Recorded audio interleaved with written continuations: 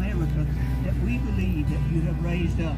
We thank you, Father, for the faith of those founding fathers, and we thank you for the documents which they gave us that honor you. And so we've come today that we also might be participants in honoring you and participating in the government of this nation. We thank you for letting us be a citizen. Thank you for your presence and for every blessing you bestowed upon this great nation, the greatest nation in the history of the world. Thank you for it, Lord. Use us to your glory. We'll thank you for all you accomplished through us.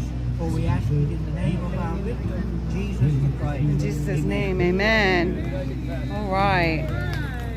Thank you, Pastor, for that opening prayer, and thank you for opening the door for me all day long, because now I get to say all day, I get to say, hey, Pastor Harold Willis said, if you're not registered to vote, shame on you, right? I get to do that. Next year, next year we're going to have our Pledge of Allegiance. If you're able to stand, please, and remove your caps. And I want to welcome to the stage Dad, you want to stand for the Pledge of Allegiance? a friend of ours here in Fannin County, veteran Yeah. Adam Truss. You want to stand for the Pledge of Allegiance? All right. Everybody hear me on this? No, can't hear you. How about now? Is that good? Hey. How you doing? I want to remind everybody that when we say the Pledge of Allegiance, we're not pledging our allegiance to a flag of a democracy. We're pledging allegiance to the flag of a republic. This republic gives us so many more freedoms, so much more individuality than democracy does. We may vote Democrat. It's a shame you can't hear We him. are a representative. Okay, set this down. Yeah, oh, I was going to point over here. All right. Okay, if you're a veteran, you have the honor of saluting. The rest of us, place your hands to your heart and repeat after me. I pledge Allegiance to the flag of the United States of America and to the republic for which it stands, one nation, under God, indivisible, with liberty and justice for all.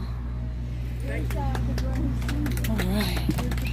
Thank you, Adam. Thank you for all of our veterans who are here today. God bless you. Thank you for your service. We enjoy our freedom today. Next, I want to invite a dear friend. I'm not going to tell him how long he's been. So people are just starting to show up. They just started this at 11. It's now time. Hey, have you got anybody to sign up yet? You're registering to vote, right? Yeah, we have. Oh, that's great. Oh, have you got anybody yet? All right, you will. Woo!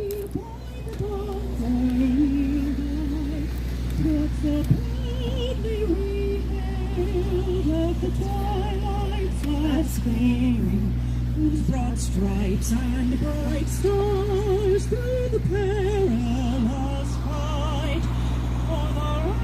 God bless you. We watched were so gallantly streaming, and the rockets ran clear, the bombs bursting in air gave proof through the night that our flag was Still there. Oh, say does that star-spangled banner yet wave o'er the land of the free and the home of the brave? Woo! USA! USA! Come over here. Dave, can I ask you a question? Can you just off the top of your head guess how many states do you have sung the national anthem in? I'm going to say 15 to 20. 15 to 20. So you have gone on tour in the past trying to do everything you can to get Donald Trump elected, and you're still doing it today, and you will not stop. I'm putting her on the spot. You will not stop, right? I will not stop. God bless you, friend. Good job. I know that. I tell you, I have not been in all 15 states, but I've been places before at events where Patty has graced us with the national. You know, it's hot out here. It's hot out here. Somebody says, come on, I need help in the crowd. Straight up It's here. hot out here. How hot is it? That's better, my God. Oh, it's so hot. It's so hot. I hope my deodorant has about 12 hours in it, because deodorant's $11 Yeah, a I'll get you a stick. seat. And I just can't double up twice a day right now. Are you That's using how this? hot it is. I can't afford to keep putting that daggone deodorant on. So Put it over there on the level. I'm sorry. I don't know where that Thank works you. out, but that's how hot it Gotta is. do it. I was at the store the other day, right? And Is that I go okay? there, Yeah, that's super. and Great, you know, thank you. I told my wife, Is that I better? said, you know, I'm out of better. deodorant. Better. Much better. You know what she had the nerve to tell me to do? She said, well, buy some. So, Lord, you mean I can do that? So I went down to the store, and I'm looking on the shelf, and I said, you know, I'm a little cheap. If you don't know me, you need to meet me. I'm just I'm frugal. I'm frugal. I'd be frugal if I could spell it, so I'm cheap. All right? So I go down to the store, I'm like, where's that $2.50 deodorant? I'm looking at the shelf, I'm saying, well, this deodorant's, you know, $3.89. It'll keep you from stinking for 2 hours. I need that all day protection. $7, $8, $9. I'm like, Lord, I just have to stay home, not go around people. I don't know what I was doing there. All right, but anyhow, welcome. Hey, come on, right? Right? I mean, now some of you got a little gray on the top.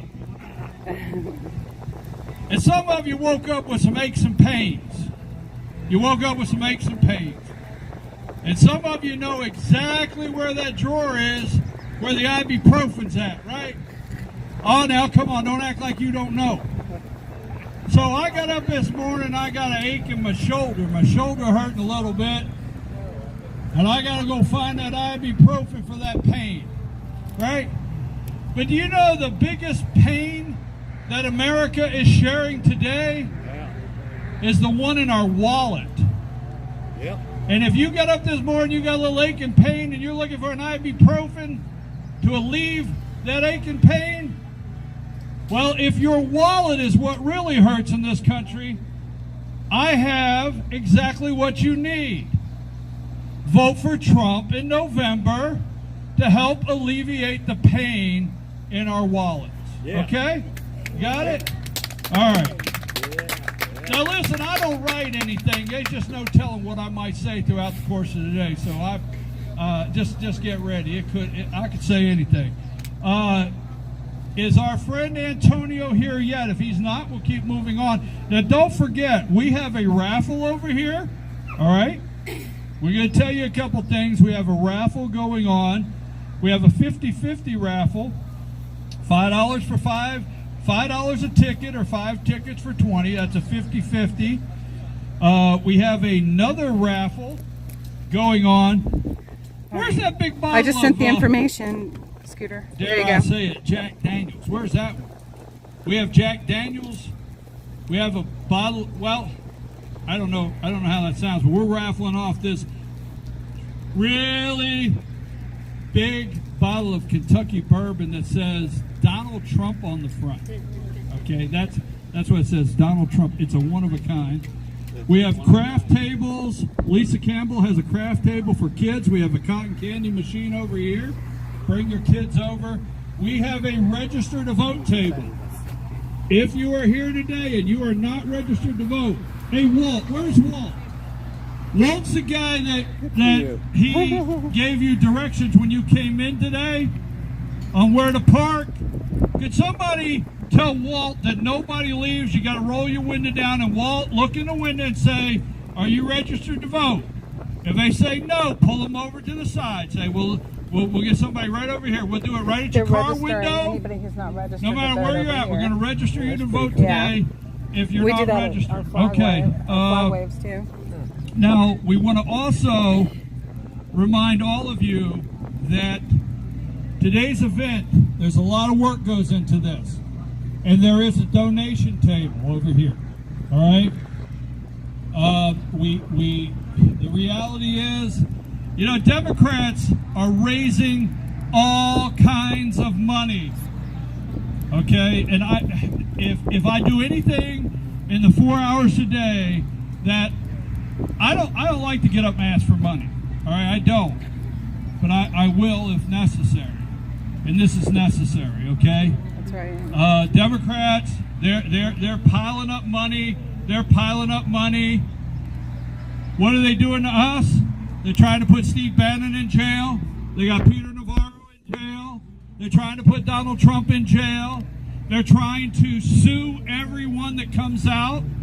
Anyone that comes out and does anything, they're trying to sue them, to destroy them.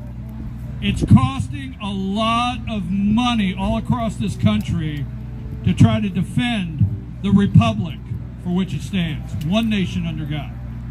And so I'm reluctant to say it this way, but we have a donation table. Now, this is the North Georgia Republican Alliance. This is the official headquarters over here, conservative grounds. I say this every Friday. Now, I don't know how many of you are from the country, but if you're from the country, you remember when the 4-lane went through, right? Y'all remember the 4-lane. And years ago, you'd say, well, you know, out on the 4-lane. Well, we're in Blue Ridge, Georgia, North Georgia. This is 515, the main highway. You know why they built this highway? To get Zelle Miller home on Fridays from Atlanta. That's not a joke. Young Harris is straight up the road, the home of Governor Zelle Miller. And but 515, this 4-lane right here, this ribbon right here. Are you ready? I don't think you're ready. This ribbon right here is where the Trump win is in Georgia. You got it? This is where Trump wins in Georgia, right here on this highway. You got it? From where it breaks off at 515, breaks off for 575, all the way to Hiawassee to our good friends over in Raven County.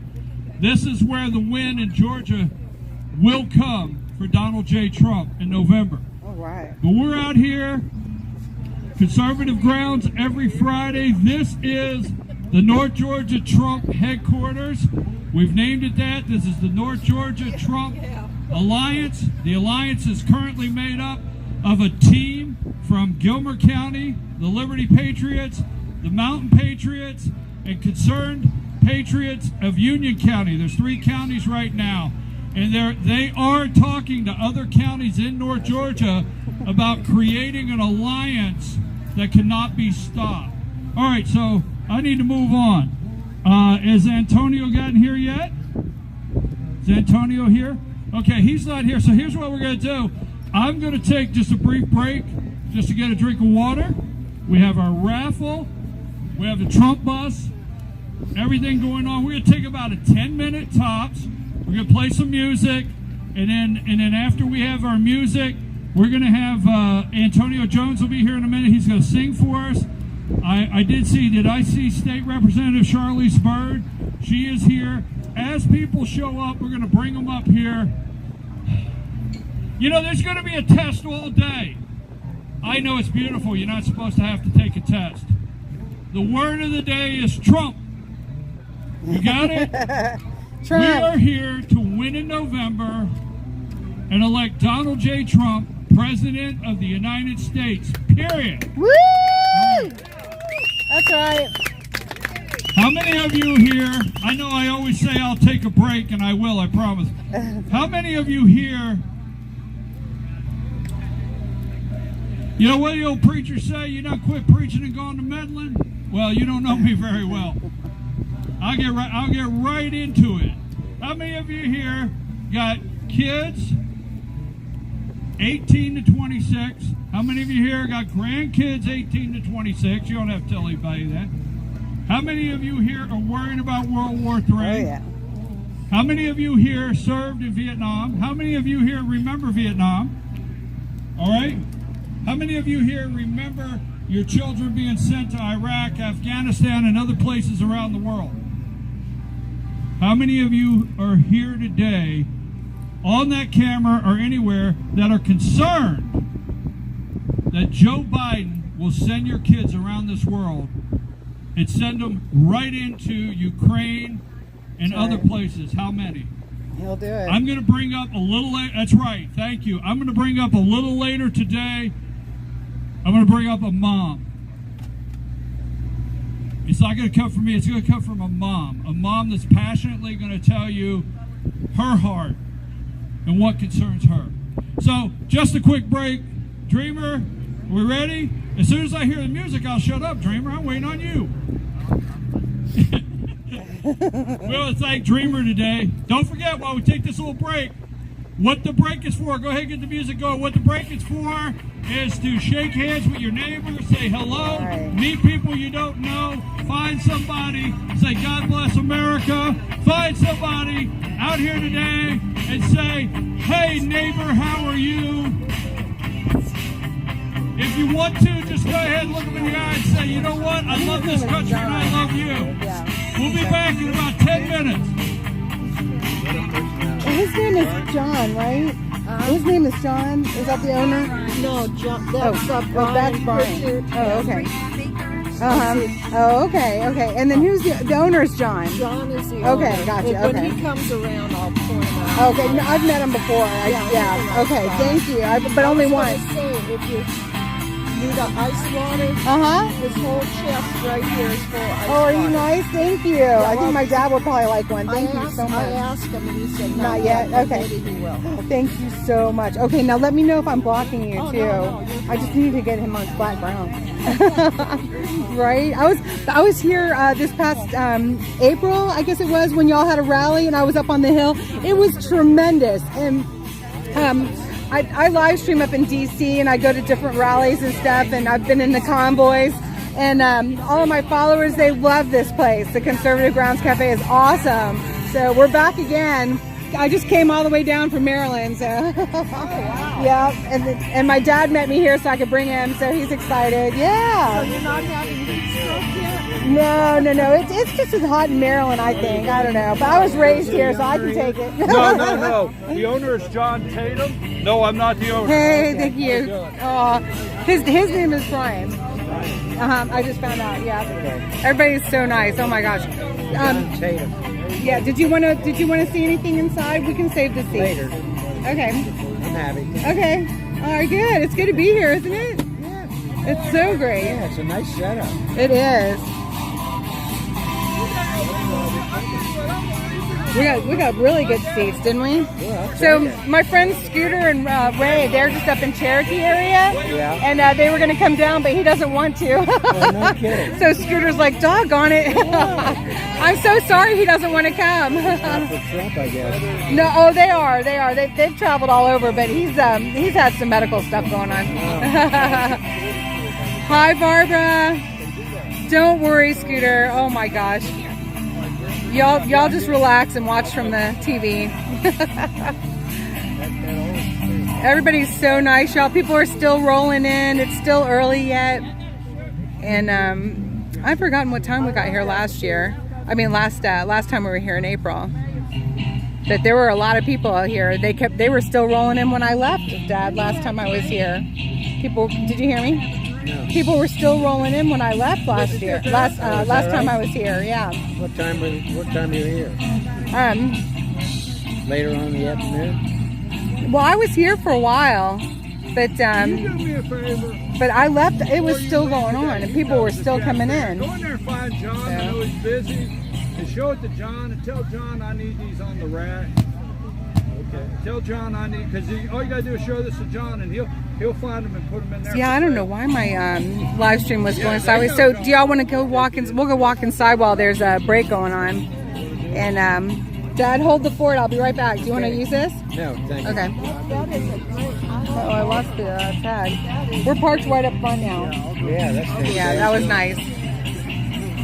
Hey, Carol, welcome. Thank you all so much for joining us on a Saturday. So where we are is the Conservative Grounds Cafe in the North Georgia Mountains. We're in Mineral Bluff, Georgia. And we've got the Trump bus here. I'll be back, Dad.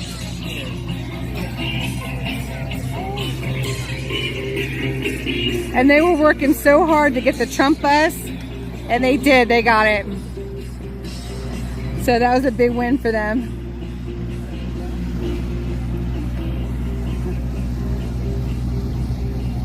Remember when I was down here for the when Trump had to turn himself in at the Fulton County Jail, and they wouldn't let the Trump bus park?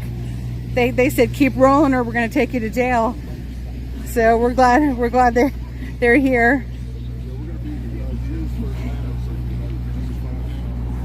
Hey, how you doing? Good. It's good to see you guys. Last time I saw you, I didn't see you. Only the bus, because it was at the Fulton County Jail when they said keep rolling or you're going to jail. You remember that? We came right driving around I know. just by accident. They got us on Fox News. Right? They wouldn't let us park. You were on my live stream too on GloryBee Freedom. Honest to goodness, we couldn't believe it. They're like, okay, there it goes. That's pretty cool. Yeah, we were driving down there. I couldn't believe it. Hey, I just saw you guys on Fox News. Really? We didn't even know it. We were just looking for a place to park, and then the cops said, well, you can't park. Unbelievable. So we took the bus back to the shop, got in my car, and came back. And there wasn't that many people from Cobb County there. Right. We must have done 5 or 10 interviews, me and him, all day long interviews. Yeah. We're the only people there. Yeah. Well, Debbie Dooley was there. There was 3 of us was there. Yeah. I thought there should have been 50 people from Cobb County. Oh my gosh, isn't that weird? And I'm from Maryland, and I do a lot of live streaming in DC. I'm behind the DC jail all the time with Ashley Babbitt's mom, Mickey, at the Vigil. And we talk to all the J6 detainees. You familiar with Don and Donna Cowboy Logic? Oh yeah, oh yeah. Well, Don is actually Danny's vice president. Oh, is that great? But he and Donna, it's kind of weird. I met a guy here a while back. He said, hey, Jerry, will you introduce me to Donna? I said, sure, man. And then he called me and said, hey, Jerry, you remember me? I said, not really, but he said, I've been listening to her since I was 13 years old when she was doing the news in New York City. Isn't that wild? Man, that is so cool. I told her, I said, you believe you got a father who's following you for 20 years? Oh my gosh. Well, they've been down to the corner a few times, down to the They spent a lot of time on JC. That's one of the big topics. Yeah. Well, it's essential news. It's not that anybody didn't do anything wrong that day, but so did the police. You know, we need equal justice for everybody. We were there. Yeah. We had 7 buses. Isn't that something? Yeah. 7 buses. So you were the buses that everybody was asking about. We were there. Oh. 4 on this bus and the other 6 buses. Right, right. 6 on this bus. Okay, were the other buses marked, or are you guys? They were plain. Do you know how many conspiracy theories have been about your buses? Everybody said that that's what the feds came in on. One of us actually really went up to the Capitol. I was at the debate, the presentation, and I got to when I left there, I was too tired. The lady with me said, you want to go upstairs? I said, I am too tired to walk up those stairs. So I said, let's go find the bus. So we walked all the way around the Capitol and found the bus at Starbucks. So we didn't even go up there. Oh my gosh, thank God. See Danny 2 or 3 times. Yeah. Yeah. So you don't have to worry about being picked up, I hope. No, we never did go up the stairs or anything. Thank God. We didn't see any really bad stuff going on. It's pretty calm. Yeah. Yeah. That's what most people say. I asked the cops, y'all know where Starbucks is? No, we're just here on duty today. Some other guys, no, we're just here on duty today. They didn't know where Starbucks were. This is crazy. So y'all heard it right here. Those 6 buses were not the feds. They were patriots. The 6 unmarked buses belong to the Trump bus. You guys are amazing. Oh my, what a day. Yeah, what a day. It's getting worked out there. The truth is coming out. Oh, it is. I mean, there are a few people, but see, originally they were just letting people come in. Yeah. And then a few people probably did something a little wrong, rambunctious. But nobody had a gun, nobody had a knife. The only person that got shot was that lady. And no guards got beat up. Yeah, Ashley Babbitt. Yeah. It's this is crazy. Yeah, it is. It's insane. We know what we know what it is, and we know what it isn't. Yeah. Yeah. God bless you. Glad to talk to you. I've got a book from the FBI resigned. Yeah. He told exactly what was going on. Yeah. You want a sausage, egg, and cheese sandwich? That's awesome. I can't believe we just now found out what those buses were. That's great. It is. It really is. I'm telling you. I'm just staying in the field, bringing it live because I know that's real. Right. What we're doing right here, right now, this is real. I know it because I'm standing here. I am. This is live stream. Yes, yes. So this is GloryBee Freedom. What you want? We'll be at the inauguration when he's elected. Oh, awesome. I think we're going to be in Milwaukee. What is that thing when they have all the delegates show up. I forget what it's called. Oh, well, no, that just was last week, right? Wasn't that the... It's not, they hadn't had it yet. Oh, they're doing another one? It was in July. I thought when they were having that. Oh my gosh, y'all help us out. We're all having a blank here. Delegate to the state, to the national convention. The national convention, you guys, wasn't that just this week on the 19th? Oh, I didn't know it was this week. Okay. I thought. I've lost track. You guys, I try to keep up. There's so much stuff going on. Oh my gosh. I go down to a lot of the different rallies, but mostly I support the J6 Vigil with Ashley Babbitt's mom, Mickey. Yes, God and bless those people. it's been amazing. It really has. A lot of things have come about because of that vigil. No question at all. And I mean, we've given a voice to the men and women inside. Right. It's just horrible what they're doing to the American people. Yeah. Horrible. Shame on them. It is. But we, the people, are coming together. We're all shapes, colors, and sizes. But we, the people, love America, and we're gonna let you know about it. That's right. That's America. right. Too big to win. Too big to rig. I mean, too big to rig. Too big to rig. Oh my God, did I say that wrong? Too big to rig, y'all. Oh man. That the good Lord Jesus Christ has given us another day of beautiful sunshine. Amen. So thank you. God We're very bless thankful you. in spirit. Oh, God bless you. So good. I'm so glad I came over and said, hey, God bless y'all. I might be doing a hat or two. Okay. Oh, wow. Maryland? Yeah. I had this lady call me one time from New York. She works at the Washington Post. She said, can I come there and spend all day with you? Really? The Washington Post? She got to my house at 7:30 that morning. Spent all day with me. She lives in New York, but she works for the Washington Post. Another friend of hers came with her, and he interviewed a Democrat, this lady, and she did spent all day. And that night, my son, she said, well, what are you doing tonight? I said, well, my son's supposed to meet me for barbecue at this restaurant in Marietta, or actually Powder Springs. I said, you want to go? Southern barbecue place, you from New York. Right. The state committee, our Cobb County GOP chairwoman was there. I had about 10 people there. The camera guy was there. And then she did a very decent write-up on Washington Post. That's amazing. And her other guy who interviewed the Democrat lady, he did a pretty good write-up too. Thank God. It really wasn't all one slanted, you know. And Washington Post is the most liberal newspaper in the world. She did a good job. I'm really glad to hear that, because they come down to the corner sometimes, and we'll tell them, you know, they'll say, you know, can I ask you some questions? And it's like, if you tell people the truth about what I said, But I mean, like, after straight I did up. that, I did 5 interviews that month. People called me from CNN. I did that on TV. They were fair and balanced. I Really? even felt sorry for the Democrat lady they were interviewing. I said, this lady doesn't know nothing. Oh, wow. They were fair and balanced. And then a British newspaper showed up one day in my driveway. I was getting ready to leave. I said, can I go inside and change clothes first? I went out and changed clothes, and we sat out on my front yard with American flags and Trump flags behind it. And they interviewed me. And she said, well, you know a Democrat? And I said, my next door neighbor's a Democrat. So they went and interviewed him, and he did a pretty good job. Okay. So do you all park the bus in the driveway? Oh, no. We keep the bus. Danny owns Star Coaches in Atlanta. And this bus, along with the other 50 buses he owns, in high security, got a 12-foot fence around it. Right.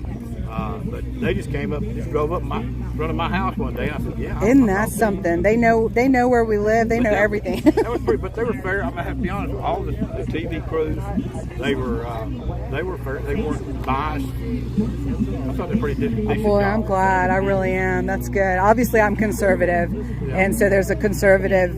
My channel's conservative, no question about it. But you know, I try to give a fair voice to the other side. Like I've covered some of the Palestinian marches and rallies, because we need to know what's going on. And last one I went to, my big question was, tell me about the sign you're holding. 1 out of 13 knew what sign they were holding. Isn't that something? You know, we Isn't that something? They didn't even know why they were there. We try to engage in conversations with Democrats, you know. Yeah. And you know, I tell people, I said, you know, you can believe whatever you want to believe. I said, I'm interested in just 3 or 4 things: the price of gas, the price of food, education, secure border, and the military. Those 5 things. Trump did those perfectly. Biden has screwed every one of them up. Those things have an impact on you and your family and everybody. You know, we may disagree on abortion or whatever. I don't discuss that. I said, because everybody's got an opinion. I'm not going to get involved in that. And they, you know, I said, you need to be worried about the things that put bread on your table. That's right. And it's like one guy I was talking to the other day, he said, well, actually, I'm going to vote for Trump. He said, I'm an independent. He said, but why didn't Trump do this, this, this, and this? I said, you know, Trump is just the president of the United States. He's not a dictator. He can't make all the rules. He's tried to get some of those things changed, but he has to go through Congress. And I said, you know, you may want to think you can do everything, but you can't get that. He did a lot of stuff. Yeah. And we had a heck of a time with Congress in his administration as well. Yeah. Heck of a time, yeah. I mean, like Trump said, he wants to be a dictator. He said, I'm going to be a dictator one day. I'm going to say, drill, baby, drill, and close the border, then I'm done. I'm just going to tell you this. If you take all these restrictions, or most of these restrictions off the drilling and everything, the price of fuel will drop 100% in 30 days. And if the price of fuel drops 100% in 30 days, the price of everything you buy will drop 100%. Because it's like, I tell people, I have to talk about the life cycle of a hamburger patty. I'm from East Texas. I was a cowboy when I was a teenager. Oh, awesome. You know, you buy calves, you raise them, you feed them, eventually they get to the butcher and the Publix grocery store. They've been shipped 4 and 5 times. Every time you get shipped, you're paying transportation costs. So that's why hamburgers are $7 and $8 a pound instead of $3. Yeah. That's nearly 300%. It's gone up. Isn't that And something? that's hurting working people.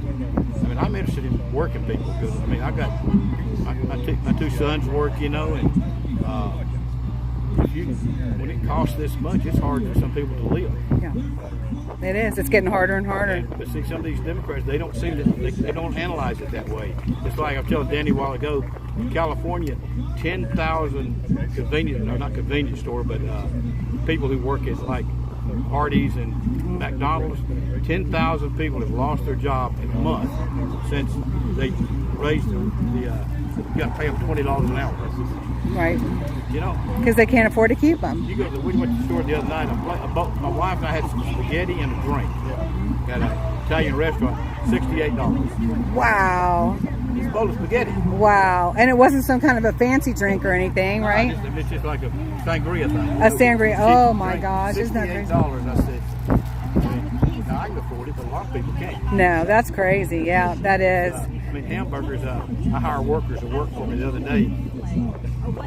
I own a landscape company, and so I always buy lunch. I think it cost us $40 for hamburger, french fries, and cups. $40. Wow. Is that crazy? It is. It is. I mean, we're all with you. I'm telling you. Oh my gosh. So you want to tell everybody who you are? I'm Jerry Ramsey from Marietta, Georgia. Retired military. I'm a House District Chairman for House District 34 in Cobb County. Awesome. God bless you. And 7 years ago, I didn't even know what a precinct was. I'll be honest, I just voted Republican my whole life. And but then this came about, and I just kind of got involved. And I said, you know, somebody's got to step up to the plate and do this. People don't want to get involved, and I'm just trying to help. I'm just trying to help Americans. Amen. Oh man, we're all trying to do our part. People don't realize it, but I've lived in Europe 4 years. I've been to 15 Caribbean islands 5 and 6 times. People do not, Italy, people don't realize how those people actually live. If you live in Italy, you pay 65% of your paycheck goes to the government. And I mean, I've interviewed guys on the road. I said, where are you from? He said, Italy, whereabouts? I said, let me ask you a question. Do you pay 70% of your paycheck to the government? He said, no, 65%. Wow. If you're paying 65%, if you make $100,000, you're paying $65,000 to the government. That's not a lot left for you to live on. That's right. And you just can't let the government take over. And that's what they're trying to do. That's what they're trying to do to us. Control, control, control, right? Right. Oh my goodness, I'm telling you. Well, thank you for everything that you do. God bless you. I really appreciate you. Show up and vote. Yeah. And I don't know how people can possibly vote for Biden. It's just that nothing they've done has worked, you know. I think the only people that vote for him are the ones that watch mainstream media and believe the lies they're being told. I don't know. That's the only way. That's the only way. I can't imagine otherwise. You're right. Yeah. So we're all going to try to do our part. And I've got my dad here, and he was starting to kind of lean towards believing what the Fox News was telling him and everybody else. And I said, Dad, nope. Let's go to a rally. Let's go see the truth. So thank you so much. All right, I'm going to come back and get some hats. Folks, everything's $10. That's awesome. You take cash or Zelle. You guys, we're going to have some hats in the auction tomorrow, okay? That's great. Ooh. Jesus is my savior, Trump is my president. We're doing that one for sure. Awesome. We'll be back. Thank you, hon. All right. Good to see you. Wow, what a guy. Oh, I'm so glad we got to talk. That was cool. Let's go see how Dad's doing. Operations committee was filled with rhinos. I mean, they were filled with moderates, and there were only 2 conservatives. Do you self-check out either? Of 34. That's right. Incredible. So we got 2 more positions on there, and I was fortunate enough to fight and win one of those positions. So I'm on the appropriations committee, and there's 4, maybe 5 conservatives on that committee.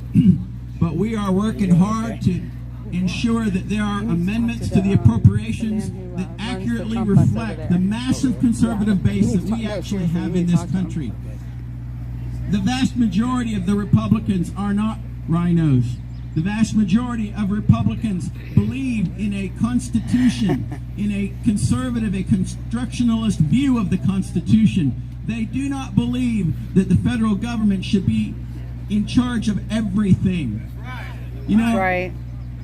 the federal government was created by the states and given certain authorities, and they are boxed in on those authorities per the Constitution. There's 18 enumerated powers that the states ceded to the federal government and no more. And everything else per the 10th Amendment is reserved unto the states, or more importantly, to the people. And that's exactly the way we as elected representatives to the federal government should be legislating. We should not be allowing the federal government to exceed its authorities. We should be reining it in. It is much too big. In fact, I want a federal government so small it's not worth corrupting. Amen. Yes. That's well said. Yeah, that's right, brother. And Donald Trump's going to be the second beginning of it. Well, I'm on that appropriations committee, and so far this year, of those 12 appropriations bills, this committee has passed 6 of them. And I'm proud that we've done that, and I'm going to tell you just a little bit about it and some of the very conservative wins that we got in those appropriations bills. First is the state and foreign operations. You know, if it's one thing I hate, it's giving money to foreign nations who turn their backs on us. If they're not going to support us in what we do, we should not be giving them one solitary dime. But something that the Biden administration has been doing to the state of Israel just absolutely tears me up. They have been denying and slow-walking the weapons, and I'm sure you've seen this a little bit in the news, that Israel has asked for support from this country. Primarily rifles, over 50,000 rifles, and then what are called precision munitions. That's 500,000, 2,000-pound bombs with precision-guided, laser-guided apparatus on the bomb itself that literally can put that bomb from 10,000 feet in the air to a 4-foot or a 2-foot by 2-foot square in the ground. You know, if there's something that the Israelis need in Gaza to fight the Hamas in Raffle, it's these kind of weapons. Why? Because they reduce civilian casualties. They put the bomb exactly where it needs to be and not, you know, miss their target. But the Biden administration, in order to placate the Palestinian and the Hamas supporters in this country, is delaying those. So what we did in the state and foreign operations appropriation is we said that they don't get more than 50% of their funding. So their funding's cut in half, all right, until within 15 days of this appropriation being signed into law, Israel is delivered the weapons that they have requested, and that the State Department approves every solitary request going to the state of Israel. So that was one of the appropriations in the bill itself. And the next thing we passed was the Department of Defense appropriation. In that appropriation was a military pay raise. It was 5% overall across the board for the military, but even more so for the junior enlisted. For those guys that make the least, they got a 19.5% pay raise. Why? Because they needed it. They needed it because of Biden Inflation, 40-year high inflation. Their pay has simply not been keeping up, and therefore we made sure that was part of it. But one of the amendments that I introduced, you know that pier that the military is being forced to build into Gaza to provide humanitarian aid, which, you know, they say it's going to Gaza, to the Palestinians, but everything that goes into Gaza that is controlled by the Palestinians is truly controlled by Hamas. It's controlled by the terrorist organizations. And so that pier was designed to bring humanitarian aid in there, which, by the way, you know, you think that humanitarian aid's already paid for, right? Well, that's not what happens in Gaza. In Gaza, Hamas takes that humanitarian aid and sells it. That's right, sells it to the Palestinian people in Gaza.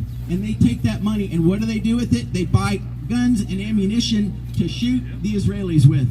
And they get it through the tunnels that go from Gaza into Egypt. That's exactly what happens. So I'm not in favor whatsoever of those Hamas members, those Palestinians, of getting this particular type of aid. They don't need it. And if it's one thing we shouldn't be doing, it's funding Hamas.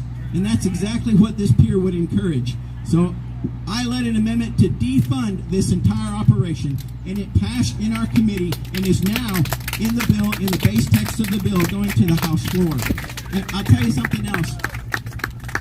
In our district, there's a family that came up to me and they said, Mr. Clyde, they said, our son is a Navy diver.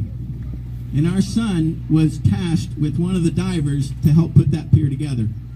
You know, so far we've seen, I believe, 3 service members injured because of the rough water around that pier and the storms associated with it. Now, 1 service member injured pretty bad. I don't want any of our service members there. Not one solitary person there on that pier, which is another reason why I don't want that constituent's son there. I want all of that gone, which is why we defunded that in this appropriation. Also, in the Homeland appropriation, we defunded every solitary dime for moving illegal aliens from the border into the country. And I kid you not, if you look at the amount of money that's involved there, it is hundreds of millions of dollars. Hundreds of millions. And I can testify to that personally, because when I was in McAllen, Texas, down there at the border, on the flight back from McAllen to Dallas, I have pictures. There's a lady sitting beside me. She was from Guatemala. She couldn't speak English. She had a manila envelope in her hand that said, please help me get to Philadelphia. And she was on a flight from McAllen, Texas to Dallas to Philadelphia. She had entered the country illegally 3 days before. She had what she said was her daughter with her.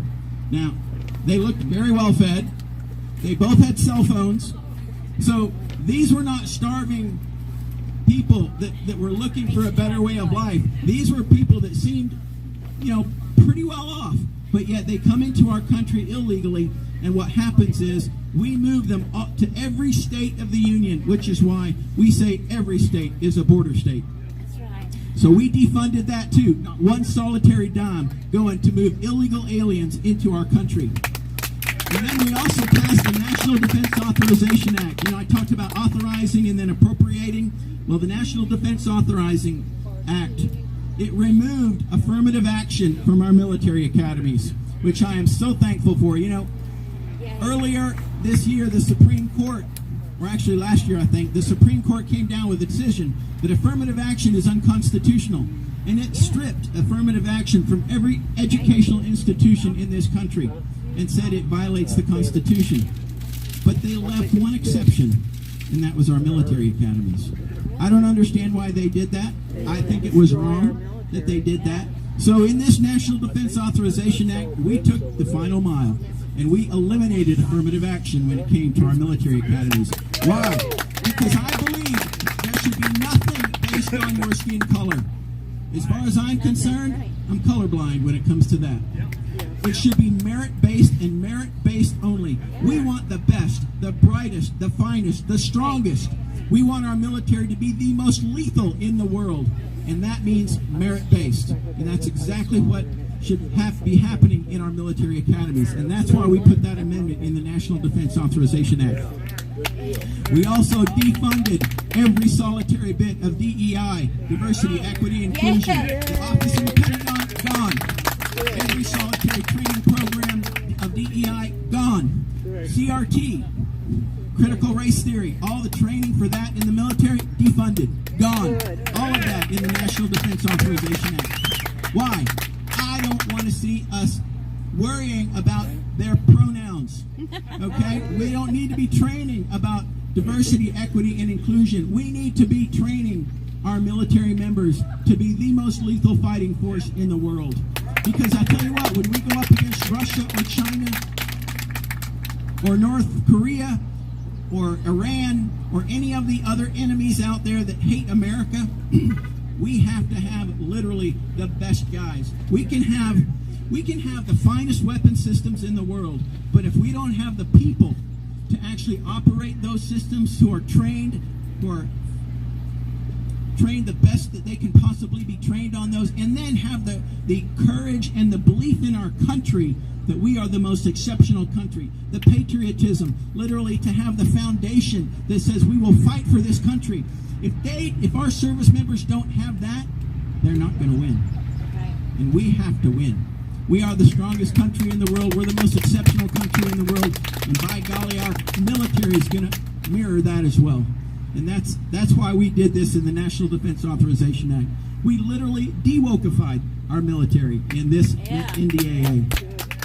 Then we have the other appropriation subcommittee. I'm on Labor, Health, Human Services, and Education. You know,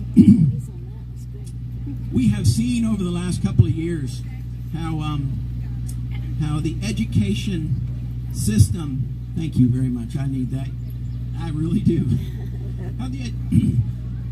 how the education system in our country has been blurring the lines between men and women and saying that transgender women, which are truly biological males, can compete in women's sports and steal from those women the crowns that they have been working for so long, to take from them their achievements.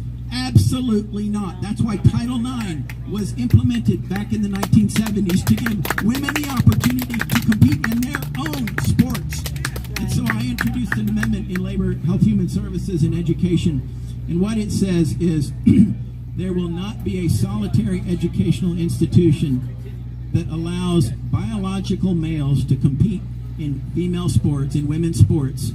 They will not get one dime of federal funding. Not one dime. And that, ladies and gentlemen, will kill it. Because if it's one thing that people understand, it's money.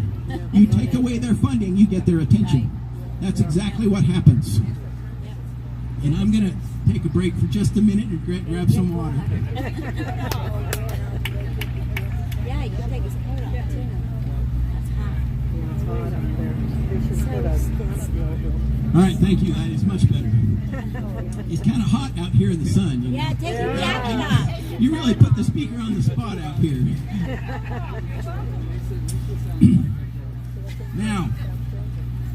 Now we get to my favorite appropriation. The one I'm on the subcommittee. It's called CJS, Commerce, Justice, Science, or maybe I should say Commerce, Injustice, Science. You know, there's just a little irony in putting a federal firearms licensee, that would be me, on the subcommittee that has a vote on the budget of the Bureau of Alcohol, Tobacco, and Firearms. You know that? Who has a vote on the budget of the Federal Bureau of Investigation? Who has a vote on the budget of the entire Department of Justice? There's just a little irony in that, and I love it.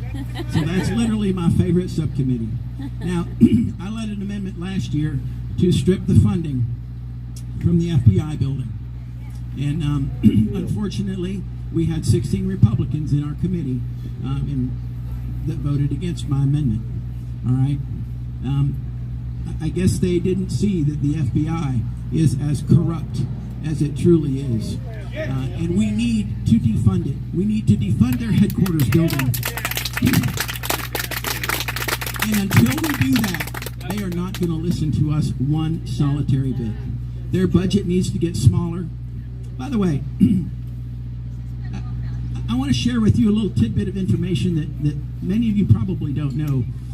You know, I mentioned that we have authorizing committees and we have an appropriations committee. All right, there's one appropriations committee, but there are 19 authorizing committees. There's one authorizing committee for every solitary branch of the federal government. Like the Judiciary Committee is the authorizing committee for the Department of Justice. Okay, the Education Committee is the authorizing committee for the Department of Education. HASC, or House Armed Services. House Armed Services Committee is the authorizing committee for the Department of Defense. Okay? Do you know that the Department of Justice is not an authorized agency? Their authorization expired in 2009. The actual last authorization of the Department of Justice was 2006, put in, and it was authorized for 3 years from 2006 through 2009. In 2009, their authorization expired. Wow. So why are they still around? Why do they still exist? Because we continue to give them money. That's why they continue to exist. But they are unauthorized. And I brought that small fact to Attorney General Merrick Garland, and he said, well, it sure sounds bad, doesn't it? I said, well, it is bad. You're not authorized. You're not authorized to exist. Yeah, why? get 'em out. Well, you know, the authorization expired. Do you know when it expired?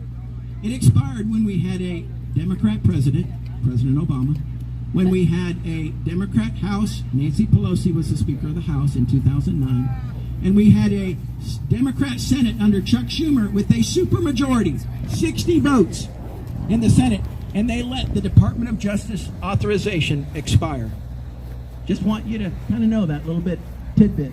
So when the Democrats come back and say, oh, no, we have to have it, you can say, well, you didn't authorize it. You had the entire trifecta of government, and you refused to authorize the Department of Justice. The Department of Justice is not an authorized department right now. So, by the way, for those of us who are paying, close attention to that, last week was Second Amendment Christmas. For us, the Supreme Court came down with an incredible decision, and it struck down the 2017 ATF rule on bump stocks. Now whether you agree with bump stocks or not, this is the true issue. ATF made a rule that created new law. They don't have the authority to do that. It's a violation of the separation of powers. And the Supreme Court, regardless of what the subject was, they recognized it was a violation of the separation of powers, and they struck it down. So that is permanently in the burn pit right now, that bump stock rule. Also, an appellate court came down with a permanent injunction on pistol braces. That is another ATF rule. ATF has continued to make rule after rule, violating the Constitution and violating the separation of powers. And so, thankfully, the court system is able to come in. But I had a little bit of I had a part in that. I led the Congressional Review Act through the House of Representatives to strike down that ATF rule, and it passed the House. And it passed the House in a bipartisan way. We actually had 2 Democrats vote with us on that. So, unfortunately, it failed in the Democrat-controlled Senate. It didn't make it through. But I like to think that it sent a message to the court system. And it said to the court system, the House of Representatives does not agree with the ATF in their rulemaking. They have exceeded their authority. And judges, they read the newspapers too. They see what Congress does. They look at what we decide. And we decided that pistol brace that rule was unlawful and unconstitutional. And they ruled that way. So I like to think that we had a little part in encouraging them to do the right thing. And they did the right thing. So that was 2 phenomenal decisions by the courts last week that I think is going to resonate across the country. And both of them were basically shutting down the ATF for making a rule that is truly a law, and they do not have the authority to do that. That's right. Now, also within the Department of Justice, I led an amendment in last year's appropriation, in the CGS appropriation. That amendment was made in order. by the Rules Committee for a vote on the House floor. That amendment said it defunded the prosecution of a presidential candidate between now and November 5th, 2024. It removed all federal money, state or local or federal, because all of them get federal money. It removed every solitary dime of federal money from the prosecution of a presidential candidate. That would mean they could no longer prosecute President Trump using federal money. Now, that amendment never got a vote on the House floor. Why didn't it get a vote on the House floor? Because the leadership of the Republican conference at the time, and you can lay that right at the feet of Speaker Johnson. Though he approved the amendment, and I'll give him credit for that, his Rules Committee approved the amendment, it never got a House floor because they never got a vote on the House floor because they didn't fight for it. They didn't fight to make sure that there was a vote for it. And as a result, there was no vote for it. Now, we have an opportunity to do it again. And believe me, I'm fighting for it. I actually had a conversation with the speaker yesterday about it. And I'm greatly encouraging Speaker Johnson to move forward with this particular amendment because it's important that we ensure that it's the people who decide our next president and not a corrupt, lawfare-driven judicial system. That can never be allowed in this country. Never, ever, ever. There are 4 words above the Supreme Court, and I see them regularly as I walk by the Supreme Court every solitary day when I go to my office in Washington, D.C. And it says equal justice under law. And that's exactly what this country is made of. And that's why this country is so successful. Equal justice. Equal justice for every solitary person under law in this country. You know, that's why illegals, when they come in, what's the first thing they do? They break the law. They violate the law, and they want the advantages and the benefits of a country that obeys the law, but the first thing they do is they break the law, which is why they need to be deported. They need to go back to where they came from 100% of the time, gone. You know, the lawfare of our current system of injustice was on full display during President Trump's trial. I was able to be there on a Monday. I sat in that courtroom virtually the whole day. And the only crime that was exposed during that day of, in fact, literally in the entire court proceedings, the 6 weeks or so of court proceedings, there was one crime that was totally exposed, and actually it was exposed on the day that I was there to view it personally. And that was a crime of larceny, of $30,000 that Michael Cohen stole from Donald Trump. And Donald Trump, he was the victim of the crime. Michael Cohen was the perpetrator. There was no, Donald Trump committed no crime whatsoever. The crime was committed against him, not only by Michael Cohen, but by the corrupt prosecutor, by the corrupt judge, and by the corrupt jury. All of it done in New York, where the greatest disadvantage would be against Donald Trump. So I will tell you that we need to set things straight. We need to ensure that this president, that Donald J. Trump becomes our next president. By the way, if you ever come to Washington, come to the Cannon building and come to my office. And my office number is 445. Now, what does that stand for? It stands for 4 more years of 45. So that's my office number in Washington, D.C. It's a testament right then and there of where I stand. You know, 45 is my favorite caliber. It's my favorite president. And 445 is my office number. So I will tell you that we desperately need to re-elect Donald Trump. You know, we have seen in our country a tremendous crime wave that comes because of the open border policies of President Biden. We have seen in my home community down there in Athens, we saw the brutal murder of Laken Riley, which literally sent shockwaves across our country by a Venezuelan illegal that was allowed into the country through the parole of the Biden administration. And then just this week, we've seen numerous others, but just this week, fresh in our mind, a 12-year-old girl was brutally raped and murdered by 2 Venezuelans. Absolutely unacceptable. This will be the legacy of President Biden. It will be a massive crime wave across our nation due to the illegals that are here. As I said before, we need to send them home. We need to send them home now, but the only person that's going to actually do that is going to be Donald Trump. And with that, I just want to tell you that it is an honor to serve you as your representative. I think every day of this district when I'm up in Washington, and I fight for you as best I possibly can. And I thank you for your support. And if you want a Clyde for Congress sign, I've got a few of them out here, and they have that beautiful AR-15 on them. So thank you very much, ladies and gentlemen. Congressman, hold on just a second. Hey, folks,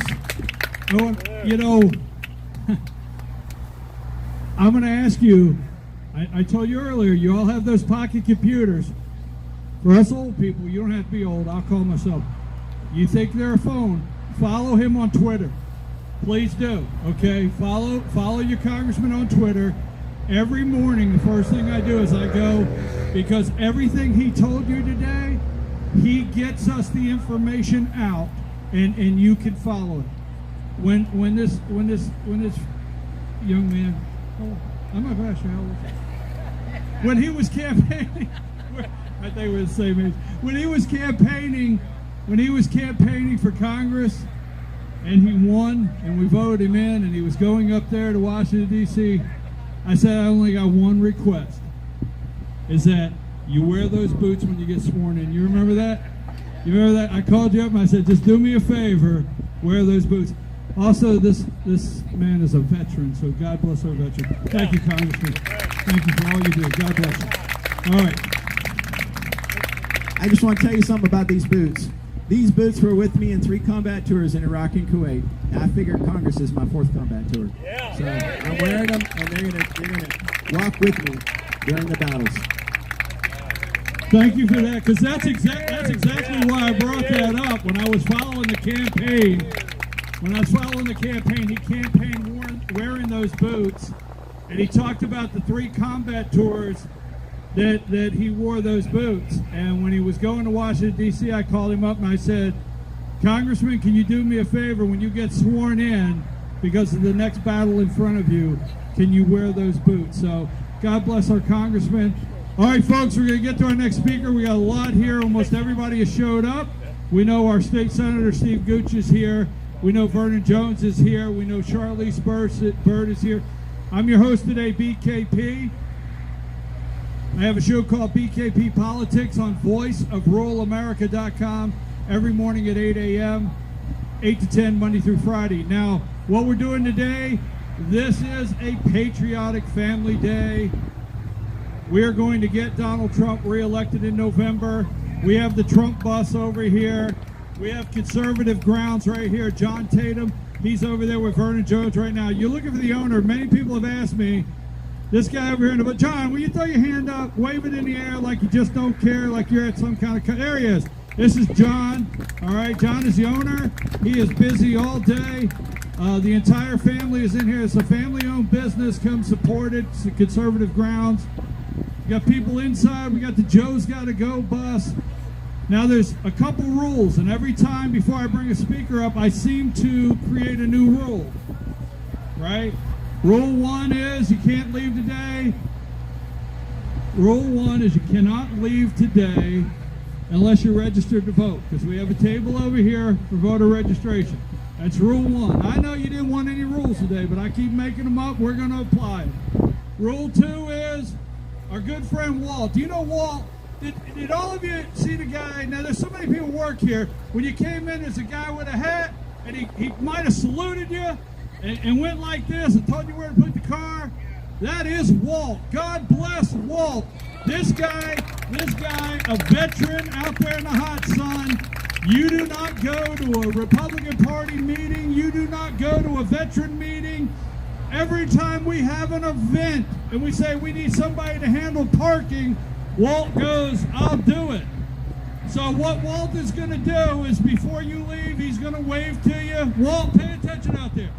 He's going to wave to you. He's going to salute you. You're going to roll down the window and he's going to say, are you registered to vote? And if you say no, he's going to say, please pull your car over here to the right. We'll get a clipboard. That's the second rule. Now the last one before I bring my new speaker up, my next one, the next rule. You got to meet 5 new people. You understand? That's what this is about. You see, they want us divided. They divide us. They put us into categories, you know. Old white guys. I don't know if I'm in that category or not, but, you know, they get us in all these categories. They compartmentalize us. Almost to where we don't want to love one another and say hello to each other. So the next rule that we've put in place is you can't go home without meeting 5 new people. Go up and shake hands. That's what this is about. Now we have a raffle going on over here, a 50-50 raffle. $5 a ticket, 5 tickets for $20. We have a raffle. We're taking donations. We're taking donations over here to pay for everything. And we have a bottle of bourbon. Do you have to be 18 to buy a ticket? Yeah, you do. Yeah, you got to be 18. Yeah, you got to be 18. All right, so this bottle right here, Trump 45, old Trump 45. We're raffling that off. It's up here. And also, Jerry France, if you're here, Jerry France, you dropped your tickets, and we have them here at the table. So, Andrew, our Congressman Andrew Clyde, thank you. This is Carol Ann. This is Carol. Carol Ann, she keeps me going like this, and I love it. I appreciate her so much. She's so helpful to remind me of things. Congressman Andrew Clyde is inside. If you want to go and shake hands and say hello, the day is getting cranked up. Now, there's some people that need to leave and can't hang around too long. I'd like to bring up, if I know he's busy saying hello, I'd like to bring up a state representative now. We got you fired up from our congressman. I want to bring up State Representative Charlize Byrd. I want to bring her up here.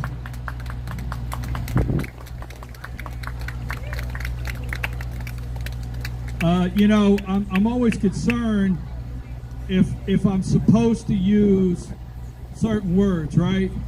Trump said bloodbath. Trump said bloodbath, and they went nuts, did they not? Went nuts, bloodbath. So I don't know if I'm supposed to say this, but a fighter. Don't get in the ring, right? Don't get in the ring. State representative right here in Georgia, from right down the road, a neighbor. We love having her visit here at Conservative Grounds, Charlize Byrd. Thank you very much, Charlize. Thank you very much, Brian. Hey, great to see all of you out here taking the time out of your busy schedules to be here at a Patriots Day. I am Charlize Byrd. I'm state representative from Woodstock, Georgia, and I was called and asked if I'd come out how are we and be part of doing? the Patriots Day. So Great I am speakers. thrilled to be here. I took office in 2020 and excited to be back. I served for 8 years, was out 8 years, and came back in 2020, and it is a fight. I am not sure that we have a Democrat and Republican Party anymore. It's more like a uniparty. There's way too many things that go on at the Capitol that shouldn't happen. Budget. Andrew Clyde just talked about the budget at the federal level. Let me tell you what happens at the state level. Pretty much the same thing. A lot of things that go in that budget that we should not be paying for. That is for sure. I am also the chair of the Georgia Freedom Caucus. And before I take any vote, number one, I read every bill. Number two, there are 4 pillars before I vote on a bill that comes to the House floor. One of them, is it growing government? Number 2, does it increase your taxes? Number 3, does it infringe on your personal liberty? And does it increase regulation? Those are some big things that we should not be voting on when any of those bills come up. That's right. The other thing that I really consider before I vote, is it the proper role of government? We are so beyond what the proper role of government is in today's time that we're voting. We are becoming communist Georgia and communist America for sure. And it's very sad to watch as we continue to give out money for workforce development, give out money for housing, you name it. And I know Bernie Sanders would be thrilled by the Republican Party because we are giving loans in the state of Georgia. In certain industries, we give loan forgiveness. I bet all of you have paid for your own loans, your grandchildren, your children's loans that went to college. By George, no one else should be getting a loan-free college degree. It's true. Yes, indeed. I'm not going to stay up here long, but I want you to understand that we must unify across the state of Georgia because Georgia is a state in play. Absolutely. I was just at my own GOP breakfast this morning and they talked, Ethan, who is the regional director for the Trump campaign, talked about what we all need to do. We need to talk to 10 friends. Make sure if they are not registered to vote, get them registered to vote and carry them to the polls to vote when it's time. This is very important because Georgia lost by 11,000 something votes, but in fact we know it was all about fraud. We did. It is fraud and we can't let that happen this go round. The more people vote from the Republican side, the better chances we have to win, and it is. Swamp the vote is what President Trump is talking about right now. So get out, go and help, knock doors, make phone calls, become poll workers, become poll watchers, you name it. We have got to get President Trump elected. It is an honor to be here. It's an honor to serve, and thank you all. She was great. Thank you, Lou. God bless you. Cherokee County Thank you so much. State Representative Good to see you, Charlie Gloria.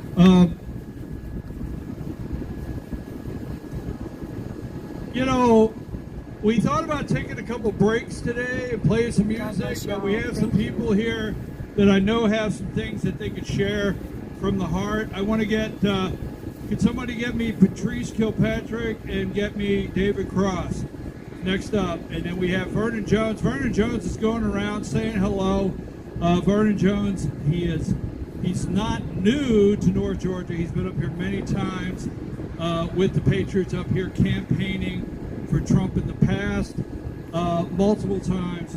So he is working his way, saying hello to all of his friends. And then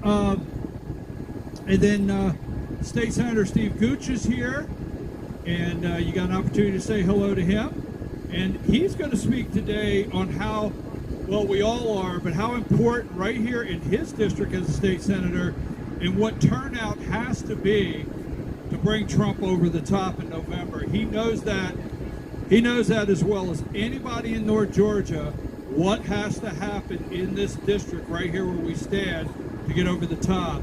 So we have him coming up. Our congressman is there. So I'm your host today, BKP. I do BKP Politics on Voice of Rural America every Monday through Friday, 8 a.m. We have the Trump bus here today. We have a raffle, 50-50, $5 for a ticket, $20 for 5. We have conservative grounds, Trump bus, say hello. And I thought, you know, should I take a break and read a book? Well, I think I will. I'm gonna take a break and read this book, so just bear with me. Or how about this? I'm gonna do this one. It's called Books on Tape. Ready? And I'm gonna narrate it. Reasons to vote for a Democrat. That's a thick book. Hold on. Wait a minute, all the pages are blank. Education, reason to vote for Chapter 9, immigration, is blank. Wait a minute. I was gonna read this book. Reasons to vote for a Democrat. All the pages are blank. Thank you very much, I appreciate that.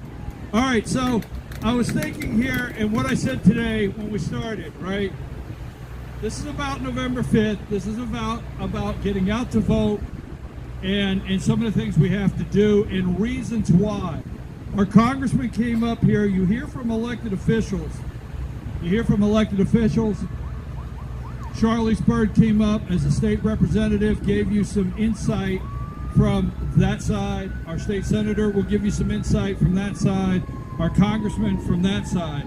But you know, I have to tell you, one of the top concerns I have, and I really think in the past they'll tell you, foreign policy is not a big election mover. It doesn't move elections, foreign policy. I will disagree this time.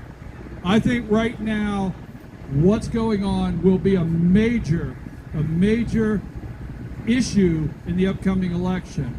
And who better to share why to vote for Donald Trump than Mom?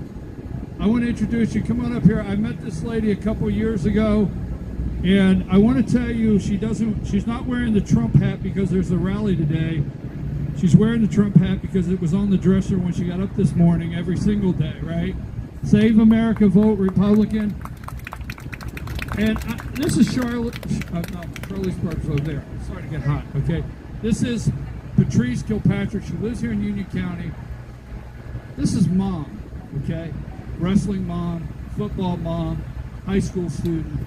And I asked her today, will you come and just share a couple minutes on what you feel like as Mom in this next election? Thank you for taking this time. Brian. And before I do that, I know BKP was talking about maybe offering up some money, and my husband's not here yet, but if he was, as a woman, I don't have a problem asking for money. So here, BKP, I'd like to give this to you to put in your little donation bucket, please. We all need to get into it and get going because our country is under attack, under ideological and spiritual warfare. And guess who's up for grabs? Our children. So they've already shown the signs. They've been indoctrinating them in the schools via CRT, social emotional learning. And I need to know from other conservative parents and grandparents, where is the line? When do we say no more? So we need to get in line and make sure that Trump gets elected and our local Republican candidates get elected, and we support all the patriots that are doing the work that we should all be doing and keep them moving. The BKP show. Cough it up, baby. Put some money in the bucket. Let's go. He covers everything on the state of Georgia that we need to know, so that way we can start local, push to district levels, county, up, all the way to the presidential spot. And Trump has to get elected or we are in big trouble. And as a mom, thank you, I will not consent to send my son to fight a foreign war for JB. Let us not forget the withdrawal from Afghanistan, and we can even go back further under those people in the Benghazi. So you have to realize that what they're doing is an intentional attack to create a conflict so that they can recruit our young men and women, ladies, grandpas, your granddaughters are going to go too. So everybody needs to start get going and do something. Find a passion, pick your passion and push on it. Tell your friends. Let everybody know that we are a conservative county, we are a conservative region, the North Georgia Alliance, and our boundary is right there at the county line because we are not having it. So make sure that you do something. I'm right at the front door. I'm registering everyone to vote, unless you're a Democrat, and I have a special pen for you, and it doesn't work. So please get involved in your local school boards. Run for your local election positions when they come up. Do something. Attend. Apply pressure. Let them know that we say no. We do not like these ideological practices that they're pushing on our children and our grandchildren.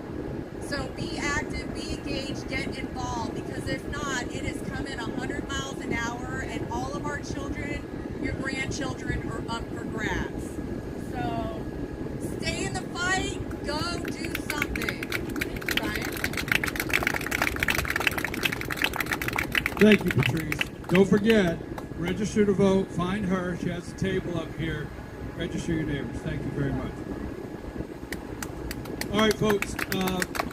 Now, again, the raffle. Don't forget, we have a Trump bus here today. say hello to your neighbor, shake hands.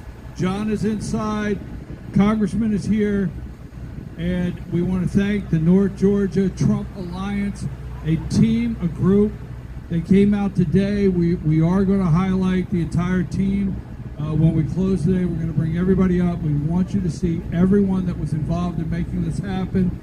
We have tents that cover in the shade, organization, cotton candy machine. So many people at work here today. We thank them for making this happen. Is David Cross, is he inside? Is he available? Did he leave? He is the second vice chair of the Georgia Republican Party. Okay, now, folks, in the 9th District, or not just in the 9th District, they've changed it around, but we have, don't forget, we have people here today from Alabama. Someone came up and said we have some people from Alabama. I know we had some people here from Perry, Georgia, all the way down in Perry, Georgia. We appreciate that. We've got people from Cherokee County all over the state today, and we have people watching nationally, and again, we appreciate that. I'm going to get, is he inside? What you have to do, and then I'll have a closing Sorry about that, y'all. I don't want to say God bless when you, we Lou. run Thank out you of so great much. speakers, because we could be here this time tomorrow or up into the next week if we all shared the passion that we have for restoring American values coming up in November. I was trying to get David Cross. I've asked several times. So I can get him up here. Now, you know, I told you a story earlier, and I don't want to go back there about the deodorant, so we won't tell that story again, okay? Won't tell that story again. But now I don't know. I tend to say things that could get me in trouble. But my wife said I don't know how to load the dishwasher. And I told her if she does not think I know how to load the dishwasher, then what makes her think I know how to unload it? Oh, there she is. Well, Lord. Well, Lord. So I'm thinking to myself, if I can't, every time I load the dishwasher, she says, stop that, you don't know how to load that. She always asks me to unload it. But the point I'm making is, this might sound silly, but this is true. This is really true all across this country.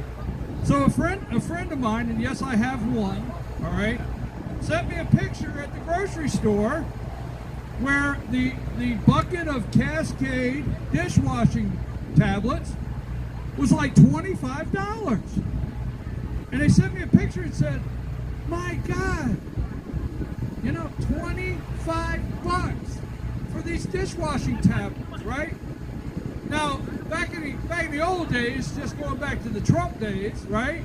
Back in the old days, if the dishwasher was, you know, it wasn't full, you didn't quite have it full, you didn't care to run the dishwasher. It's gotten so bad you can't afford to run the dishwasher till it's full. And I'm not saying that joking around. You got to make sure that thing is slap full before you run the dishwasher because you can't afford the tablets. Now, is that the truth or not? Now here's where I'm going to go with that. That wasn't Republican. That wasn't Democrat. That wasn't independent. That wasn't LGBTQ. That wasn't Asian. That wasn't Hispanic. That wasn't black. That's everybody.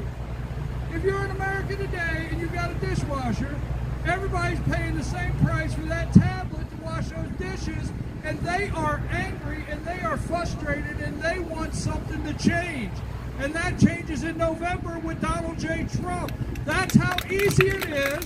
That's how easy it is to talk to your neighbor. All right, so I can always come up with a story or two, can't I, David? I can. I want to introduce now the second vice chair of the Georgia Republican Party. He's from Gwinnett County, and he's going to come up, just share a couple words with you and say hello up here in North Georgia. He's not new to North Georgia. He's been up here several times. You know him. David Cross, come up. Thank you, Brian. All right, so for the folks up here that don't know me, again, my name's David Cross, second vice chair of the Georgia GOP. I'm only second vice chair. Don't be impressed, because when I won, I did not get a tiara. I did not get any prize money. I got nothing. And I kind of got put in the closet and asked to, it was like a mushroom. They put you in the dark and they throw crap on you and just want to ignore you. But I've still been extraordinarily active with everything that we're trying to accomplish with getting the vote out and making sure as many people have been empowered as possible.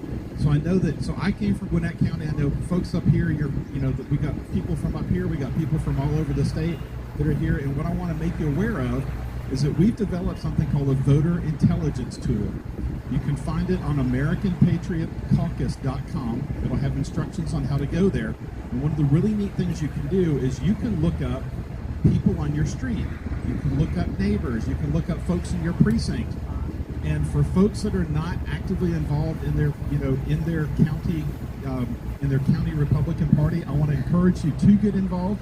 But sorry, y'all, it's gonna wonk out again for a second. It is free to use it. So you can look up folks on your street. You can find access. Right, and they sometimes feel confused about the size of the ballot and who they're voting for. So what I want you to encourage everybody to do is use the tool, have conversations, drop off, door knockers and that kind of thing to share your Republican values with these people, because you would be astonished at how many people have come here from Venezuela, from Colombia, from places all over South America that have core conservative values. They just don't know how to participate, and they just want to have that conversation.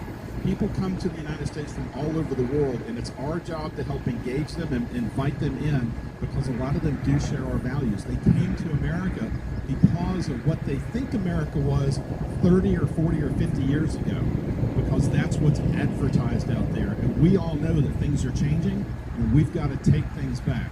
We were extraordinarily successful in Gwinnett County just last week, or actually just this week, when we took back our school board. So we've taken back the school board from the LGBTQ left, crazies that are out there, and we've restored it. And we're looking forward to being able to do that in other counties. So we need help doing that, and I need your help and support using that tool to be able to get in order to get the message out. So I'll be here.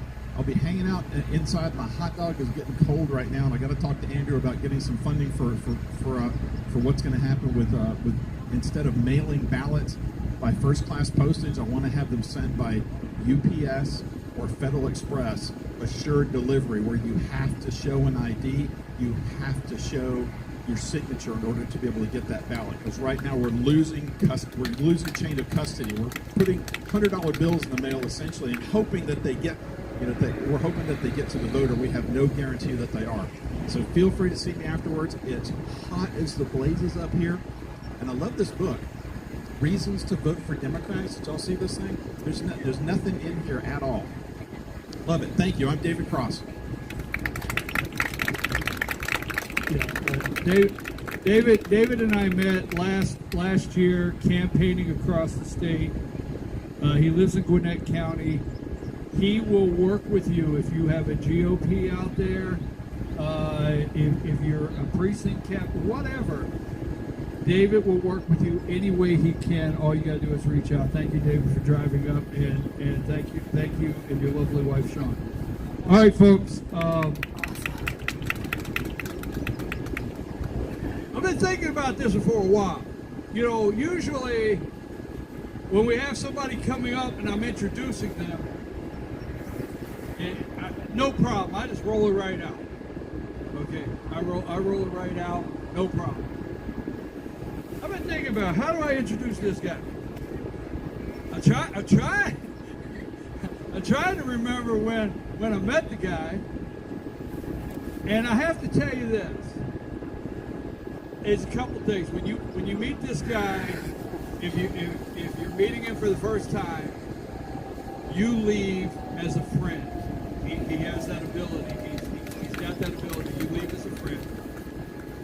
You get stumped on when you remember, when did I meet him, because you will feel like you know this guy forever. He gets that close to you. All right. And There's a long list of people that get out there and work and campaign for Donald J. Trump. But not many have worn out the boots. Not many. You know, I remember, I don't know if you remember at the last convention when it was virtual, when they were leaving the convention in 2020, and people were leaving and they actually got attacked. This man got attacked, I remember that, because he stood up for Donald Trump.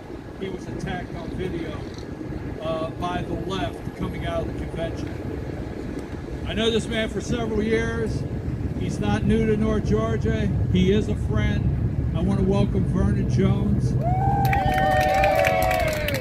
Vernon Jones is here once again to campaign, here once again to say hello, and he's here once again to make friends in North Georgia.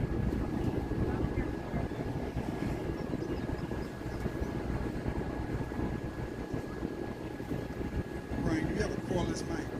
No, I don't have I don't want to stand out in the sun. I want to get under the shade and talk. You don't have a cordless mic. Do you really? Or you don't? No, I don't have a cordless mic. Hello, America. Hello, North Georgia. Let's give it up for Donald J. Trump for this November 2024. We're going to take this election. Brian, as Elizabeth Taylor said to her ex-husbands, I promise y'all it won't keep you long. Because it's real hot out here. That's true. She didn't keep long, did she? I'm going to be real brief because it's really hot, but it's so important I need to be here, and each and every one of you need to be here as well. So, Brian, let me thank you so much for being the moderator of this important event. I want to say to Carol, Carol called me so much, I told him to turn my cell phone off. I called AT&T, said just disconnected. She wanted to make sure I was here, but Carol, thank you so much for your diligence. There are two people here that are real important. Everybody's important to me, but my sister Shannon is here. Shannon, with the red dress, that's my sister Shannon, and that's my mom sitting right next to her. Say hello to my mom. I got a beautiful family, don't I? Obviously, I stayed in the sun a little longer than they did, but you know, those are the breaks, okay? Those are the breaks. Representative Byrd, my colleague, I serve within the Georgia General Assembly. Good to see you. I'm glad you grew a little bit since the last time I saw you. And your husband, your driver, let me get it right, your driver, who was the chair of the Cherokee County Board of Commissioners. I served with you when I was at the county chair. So thank you all for being here. Senator Gooch is here. He's somewhere around here. There he is. Forget about him, his lovely wife, Mrs. Gooch. Let's give her a hand. She is, I know her well too. And Senator, I did serve, and I have served a long time with you, and we both were chairs too. So thank you so much. It's good to be up in God's territory. I know this is your district. You don't have anything to worry about. You won't know I'm moving in here, so you're no competition, all right? But with that being said, to all you patriots that are here, you're here for the same reason I'm here. We love this country. We really love this country. More importantly, we believe and we stand strong for the Constitution of the United States. Yeah.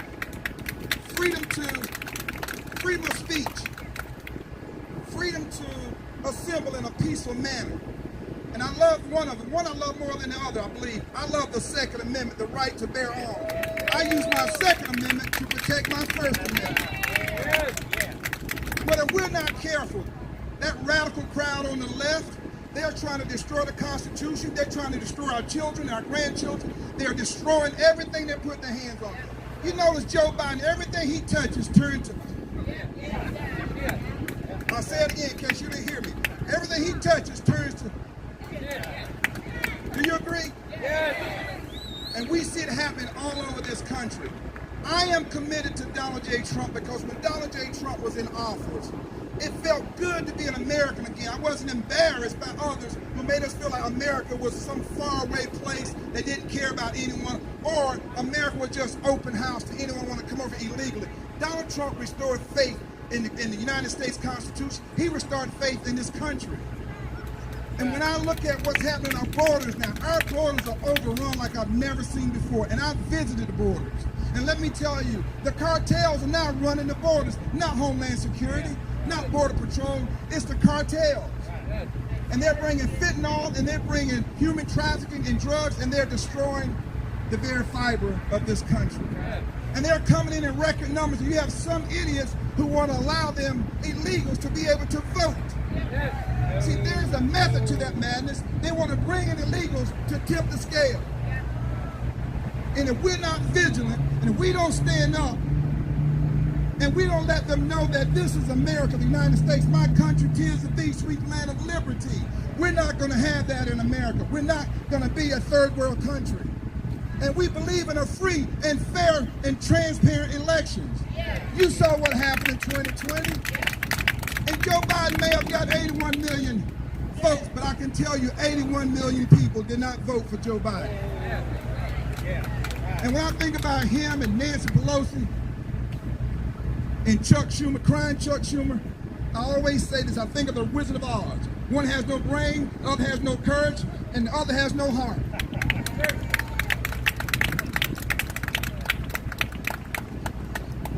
So I want to say to you, each and every one of you, your name doesn't have to be in the paper. You don't have to hold office.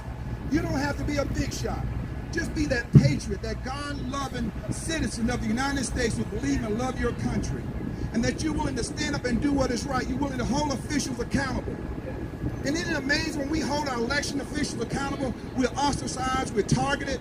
When we go to school board meetings, the Attorney General himself gives them the green light to come and stop moms who don't want their children to be told that there's no difference between a man and a woman. And I say this all the time too. If you don't think there's a difference between a male and female, I suggest you go try to milk a bull. And I'm serious about this. But this is what they're doing in our schools. This is what's happening to our children. The left won't allow for children to have transgender operations. They don't even know anything about life yet. But this is what they want to do. They want to force it on our kids. It's been socialized like it's okay. It's not okay with me, and I know it's not okay with you. Now let me say this, North Georgia is really becoming the firewall. You can forget about Metro Atlanta. It is a sea of liberals. And the last two conservatives are getting the heck out of there. But North Georgia is where the firewall is. The last defense. More people are coming to North Georgia, more conservatives are coming. And as they come through that door, get them registered and make sure they go out and vote. Now, the last time they beat us with this early voting, you know, there was a belief that we would just come out, GOP would come out on election day. But we can no longer wait till election day. We have to come out from day one. The minute they start to allow us to early vote, we have to start right then and there. And that's why I'm calling on you patriots that are here today to stand with me, call your neighbor, go to your church, go to your community association, get on the keyboard, be a keyboard warrior on social media. A lot of people watching social media. Get out there, find out, poll, get nosy with your neighbor. Have you voted?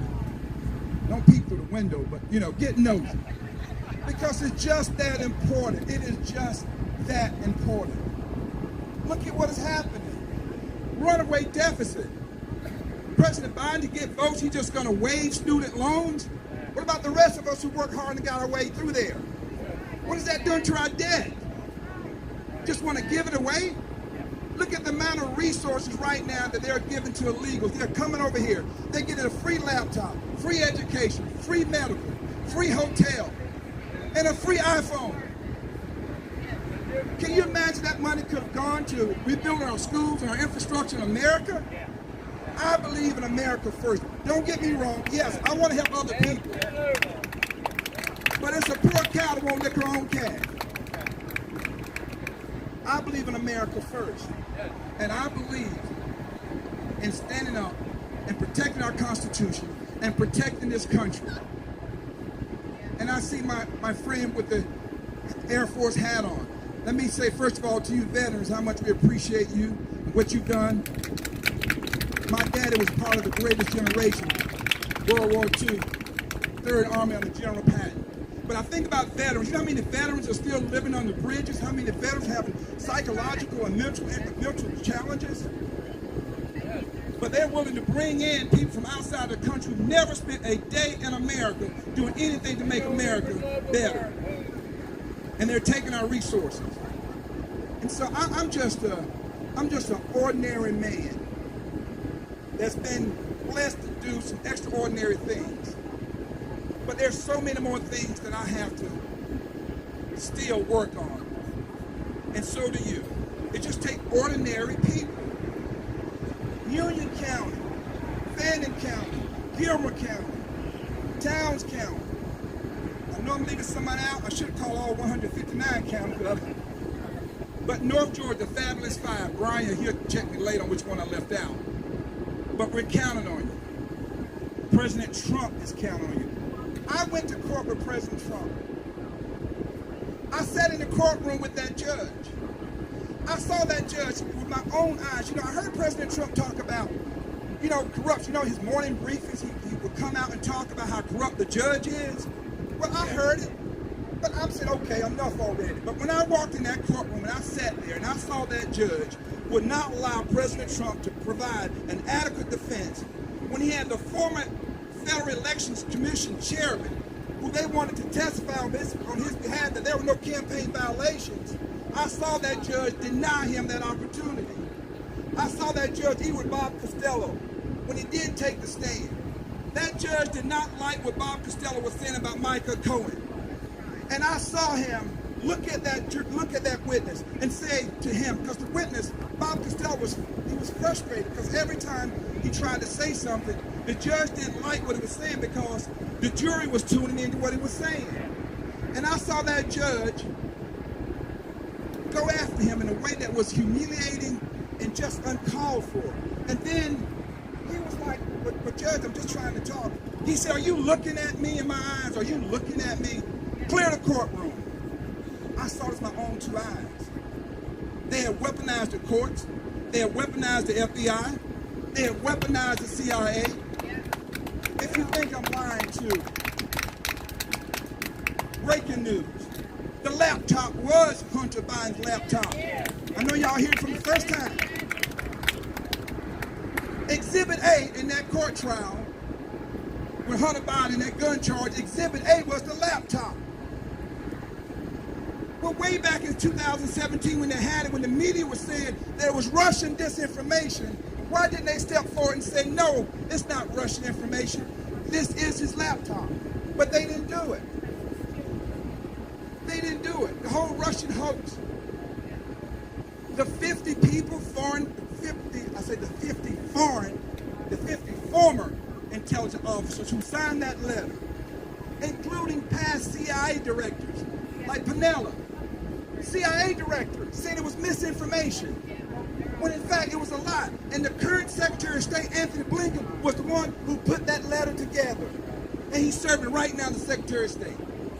So if you don't think this is not an inside job, I don't know where you live at. I don't know where you live. And so I'm looking at each and every one of you in this crowd right now. Because each and every one of you, you know people. You have something at stake. You have children, your grandchildren. You own a home. You have law enforcement in your community. You have the court system. If it can happen to the President of the United States, what do you think can happen to you all?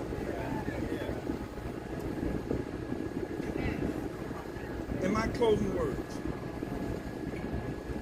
I love this country. My daddy taught me to love this country. And my mom and daddy taught me how to pray at an early age. If you don't think this is not spiritual warfare, look at what's happening right now. When it was ruled that you can't put the 10 Commandments back in the school, look at how many of those out there who are fighting just putting the 10 Commandments back in schools.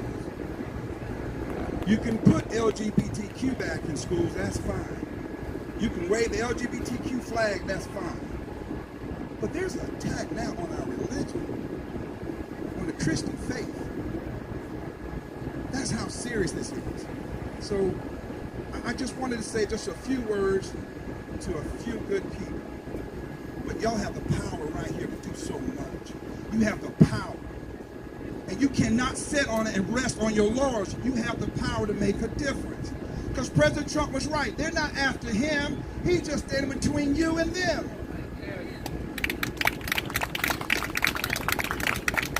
So, Brian has his hands on his hips.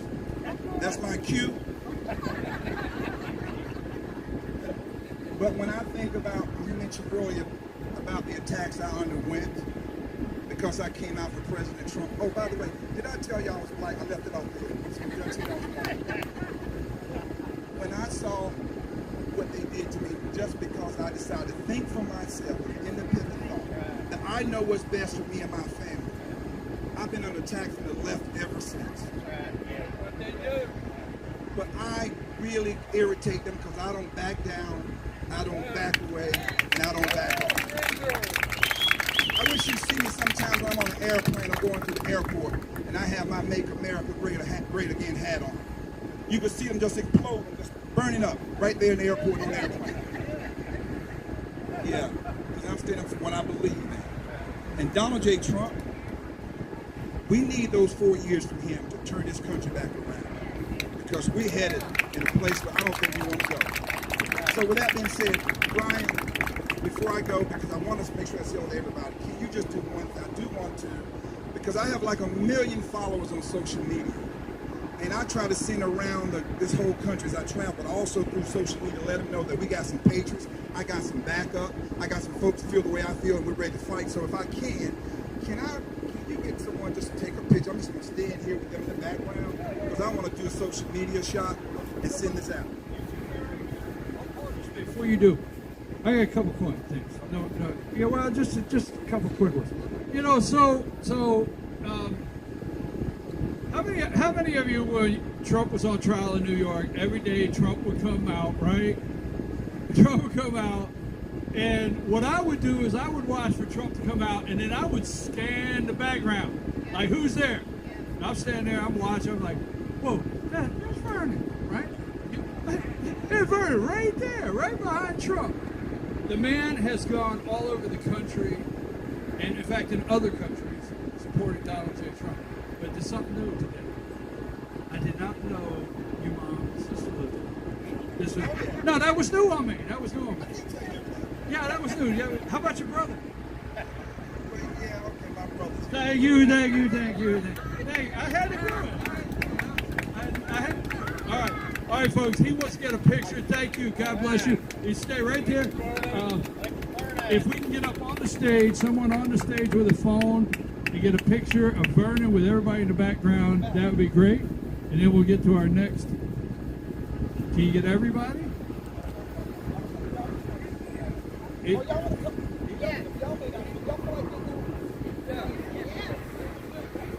Now you know why I did not find him a cordless mic.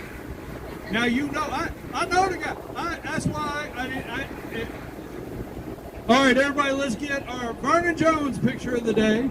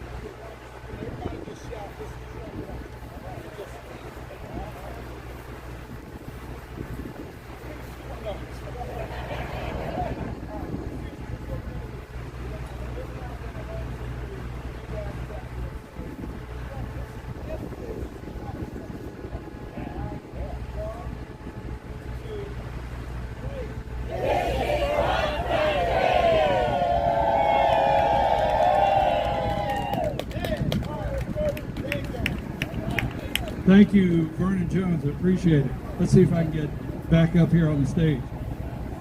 All right, folks.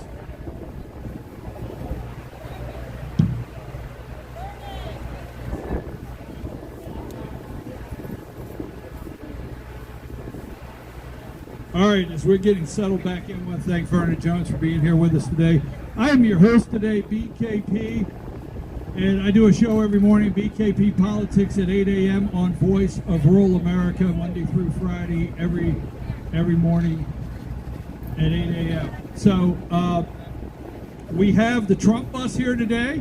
We're at Conservative Grounds here in Mineral Bluff, right here north of Blue Ridge, 515, the highway. conservative grounds open every day except for Monday and Tuesday. Coffee, breakfast, lunch, a great place. The Oval Office, I don't think I announced that today. The Oval Office, go in there and check out the Oval Office. Have your picture taken there. Have your picture taken with the Trump bus and the Joe's Gotta Go bus. We have a raffle over here. $5 per ticket, 5 tickets for $20. We have a 50-50 raffle going on. We have a bottle of bourbon, Trump 45. Jack Daniels over here, we're raffling off.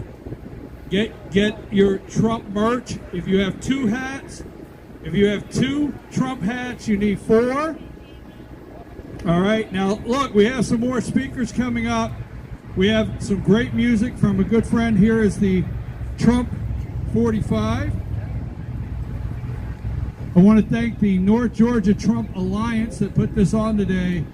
So before we have a great song from a friend of ours, Antonio Jones. Antonio's with us. We're going to be blessed. Folks, you don't want to miss this.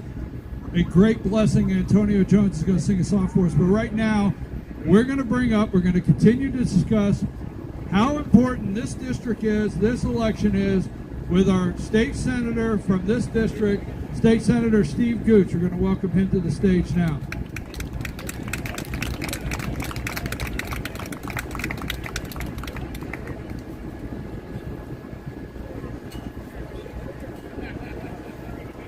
So folks, we're all day long here. We have so many more speakers, and again, let me welcome our state senator, someone we're very proud of in North Georgia, State Senator Steve Gooch.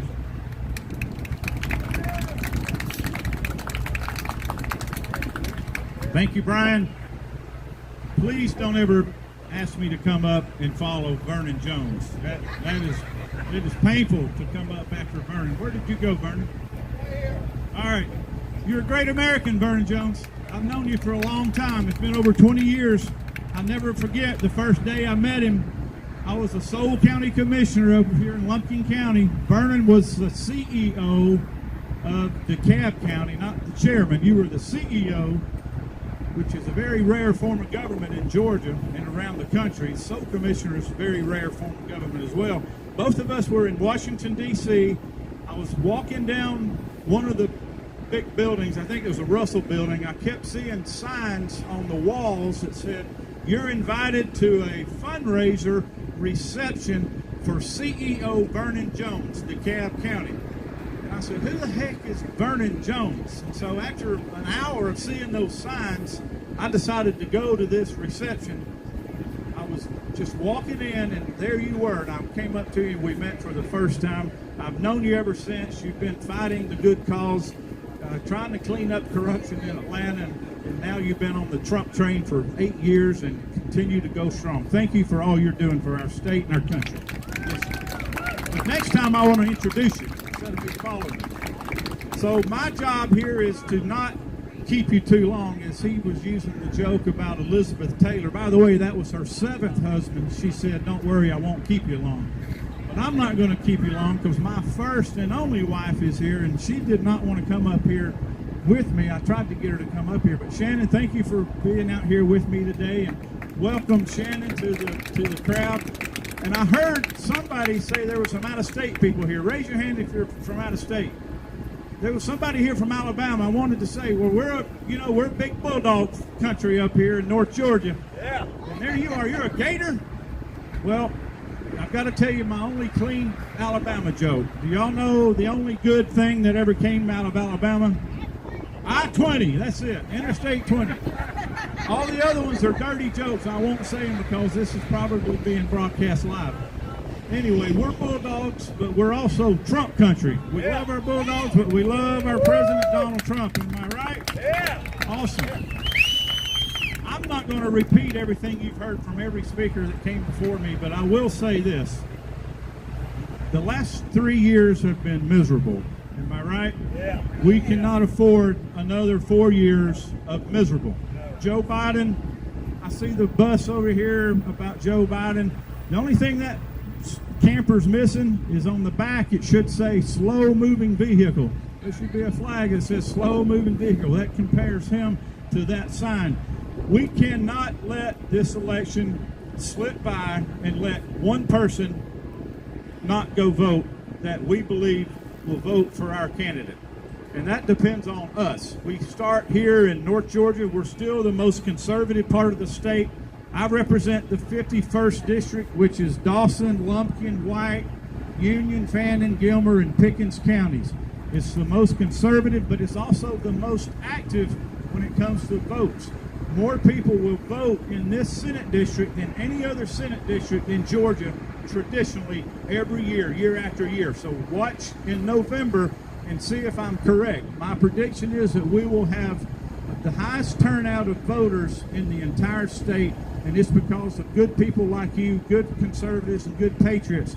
Now, here's the responsible thing for all of us to do. Go and meet a friend. Go meet a newcomer, someone that's moved to this area.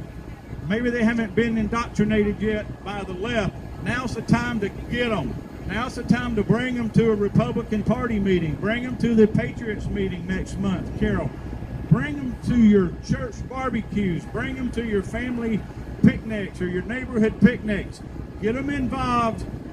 Get them included in what's going on in the movement that's going on in North Georgia, because we're going to need every one of these Republican votes in North Georgia to offset the Democrats that are going to vote in Atlanta. There are millions of people in the city of Atlanta and our surrounding counties that are not going to vote the way we vote. It's their right. They can vote for the candidate of their choice. But in my opinion, we only have one choice in November, and that's Donald Trump. We cannot afford to let one person sit at their house between now and November and not go vote. And by the way, I don't know how you guys feel, but I have zero confidence in the U.S. Post Office. So do not put your ballot in the mail. Who knows where it will sit for weeks? You need to either vote in person, which I always do, unless I'm out of town. 99% of the time I vote in person on election day. But if you want to early vote, get in your car and drive downtown and go early vote. Do not put your ballot in the mailbox this year. I do not have confidence that the post office will deliver it before election day. Even if you send it 4 weeks early, I'm not sure where that ballot's going to end up. So get out the vote, get your friends, get your neighbors, get these newcomers that are moving to this area. They're coming from all over. They're coming in here from Florida, Arizona, California, Texas, you name it. We have to find out who they are. Start a newcomers club. We have one in Dahlonega. That's been very effective in trying to get people involved in the community and nonprofits and civic clubs. Those are the kind of things that we have to do to get people out to vote. And we can win Georgia. We're going to win big this fall, and we're going to send Donald Trump back to the White House, and he's got a lot of work to do because Joe Biden has destroyed this country in 3 years. We always say that this is the most important election of our lifetime. I believe it really is. I honestly believe it is. Go back 3 years ago, 4 years ago this fall. What was the price of gasoline here in Blue Ridge? $1.85. What is it today? It's right there, $3.23. How did that happen?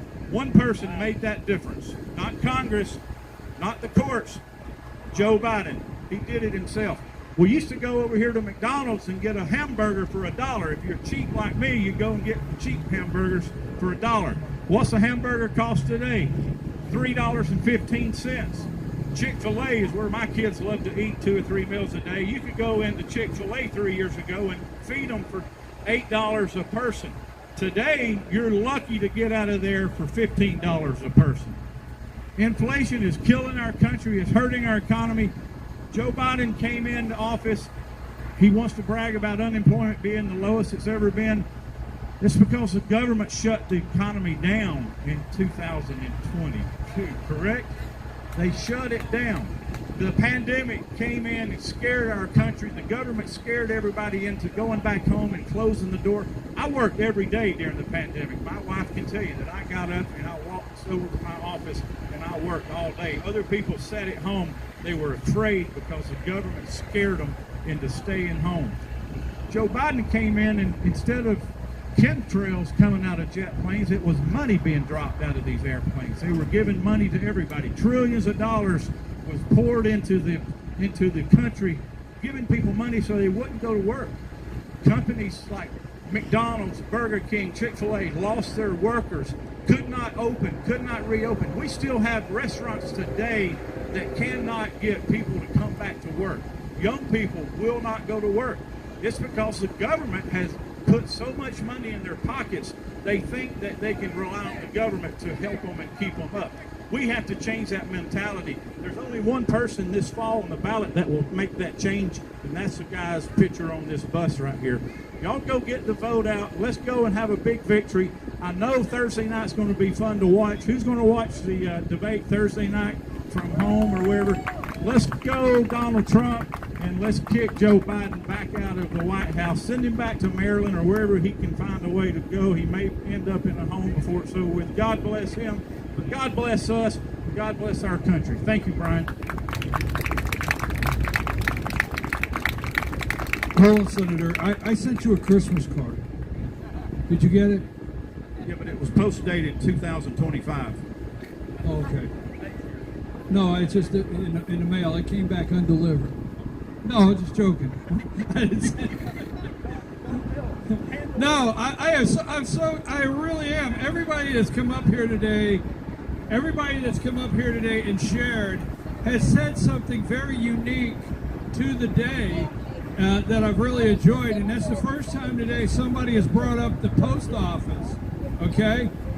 So the other day, I have a picture on my phone. The other day, somebody actually sent me a copy of a Christmas card that they sent someone that just a couple days ago come back, and the sticker said undeliverable, right?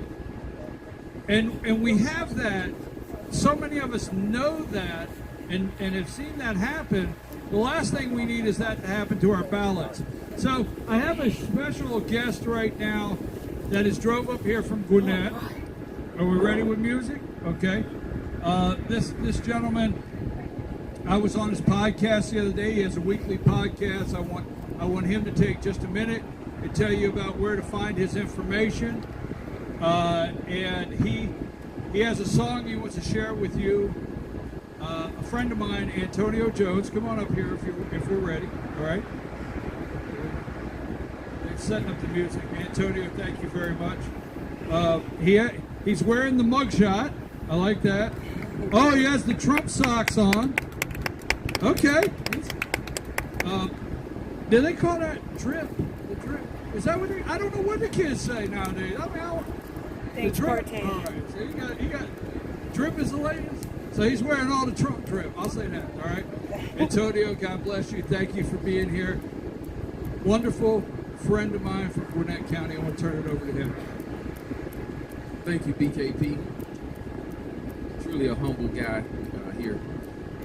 We got a lot of work to do in Gwinnett County. If you didn't know, the battle for Georgia is going to happen in Gwinnett. What first got my eyes on what's going on locally there is I knew that the 2020 election was stolen. So my first vote for Trump was actually stolen. And I was, quite frankly, very furious at what was going on. And then after 2020, it's just like everything rolled down the hill. School board, all the transgenderism and all this other stuff. So I decided that, well, first of all, many people fought and died for us for this country. And up until 2020, I can honestly say I was civically ignorant. Didn't know what was going on, so forth and so on.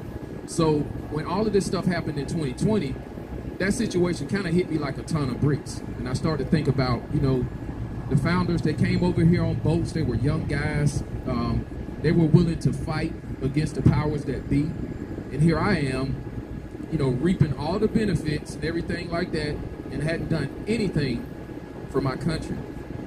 So during that time, I was going through a lot of podcasts, and there were several. Steve Bannon's War Room is one that I came across. That's where I saw Vernon Jones frequenting. Absolutely love Steve Bannon. He does a great job. And my idea behind putting together War Room Gwinnett County was to try to put the information out there on a local level to try to wake more people up so that they can actually see what's going on in their local area. And so I started the podcast. It's been doing pretty good. We've had Garland Favoritos been on there a couple of times. We had Tina Descovich for Moms for Liberty. We've had BK on there to talk about some of the corruption and the uniparty politics that's going on right here in Georgia.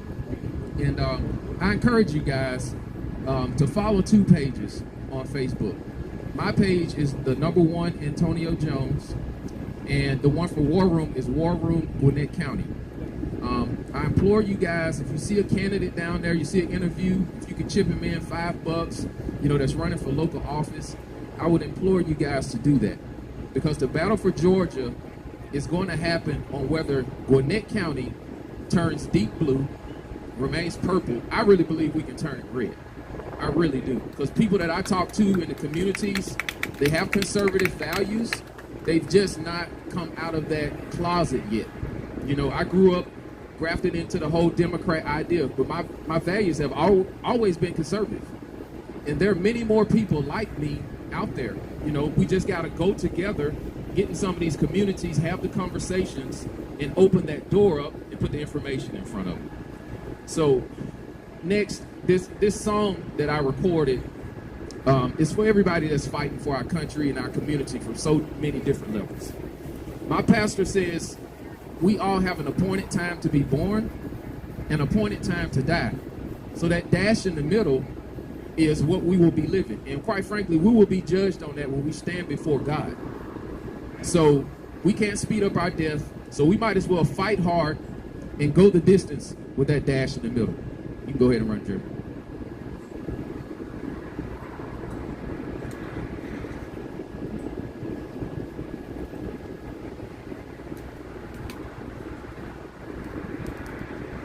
We're gonna try to get a couple of things mic'd up. Oh, and these socks, the drip, as BK said, it came right out of conservative grounds. John has a lot of great products in there. If you guys buy a t-shirt, do something. They really do a great job in there. All right, you ready, Jim? Oh, yeah.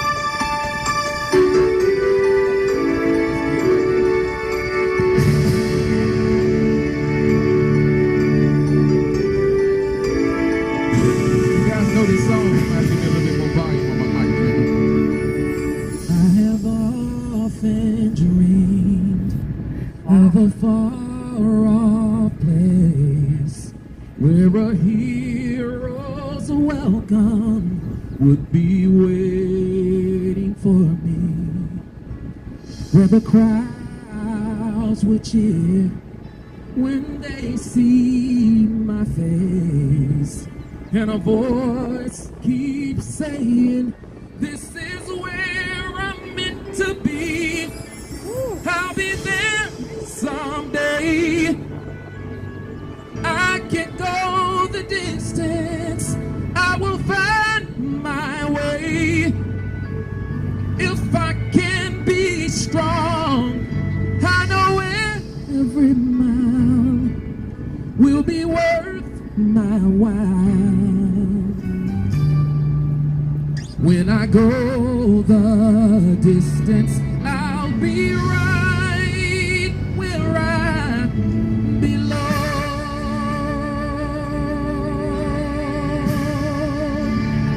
A little more music track. Down an unknown road to embrace my fate.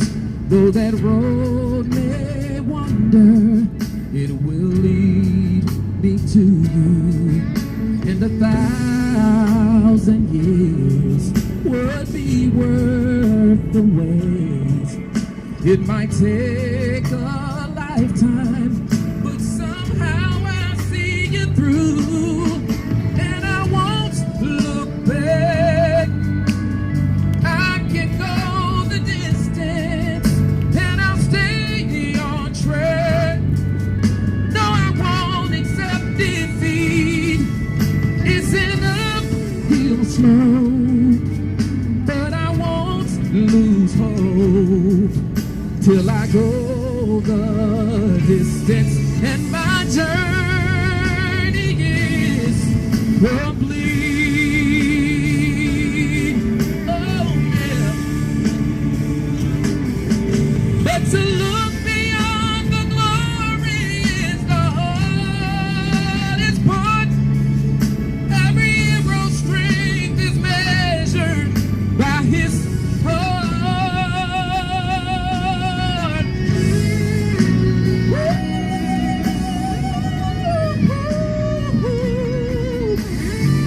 If you guys ready to go the distance and elect Donald J. Trump president on November 5th, let me hear you make some noise out here, Vernon County.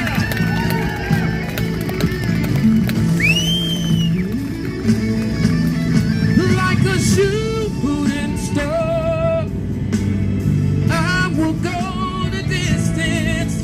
I will search the world. I will face these harms. I don't care how far, 'cause I can go the distance till I find my heroes welcome waiting in your arms.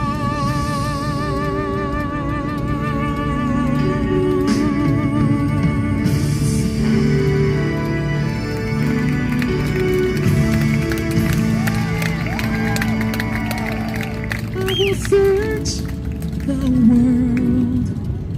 I will face its harms till I find my heroes welcome waiting in your arms.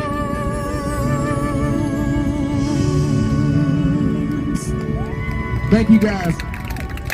I have some cards up here if you guys want to see the video. I have the website link on the card. Thank you so much. Stay here just a minute.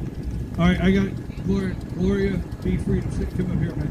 All right, folks, if you're watching at home, you're out there, you know they're trying to put Steve Bannon in jail, okay?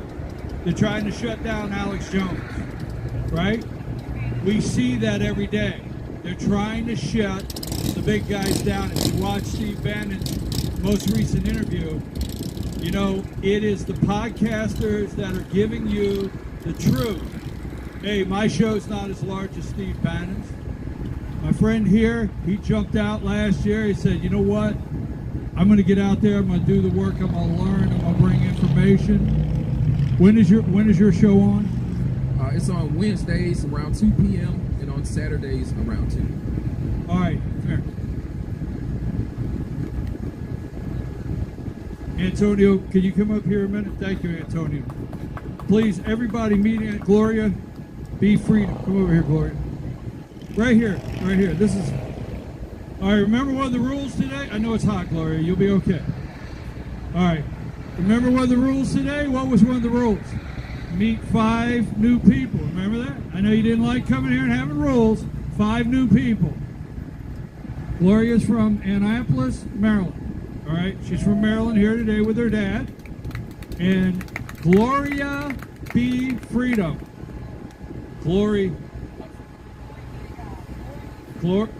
Hey, look, far be it for me to get something wrong. One more time, Glory Bee Freedom. Tell people about your network, what you're doing, and what you work on. Thank you, I appreciate it. What a voice you have. I really enjoyed hearing you. Thank you for all you're doing too. We're all doing our part. We know that things are gearing up even more. Things have been changing quickly. And back in 2002, I was a recovery coach working in crisis intervention in Annapolis, Maryland. And my last client got placed. And I heard about the People's Convoy.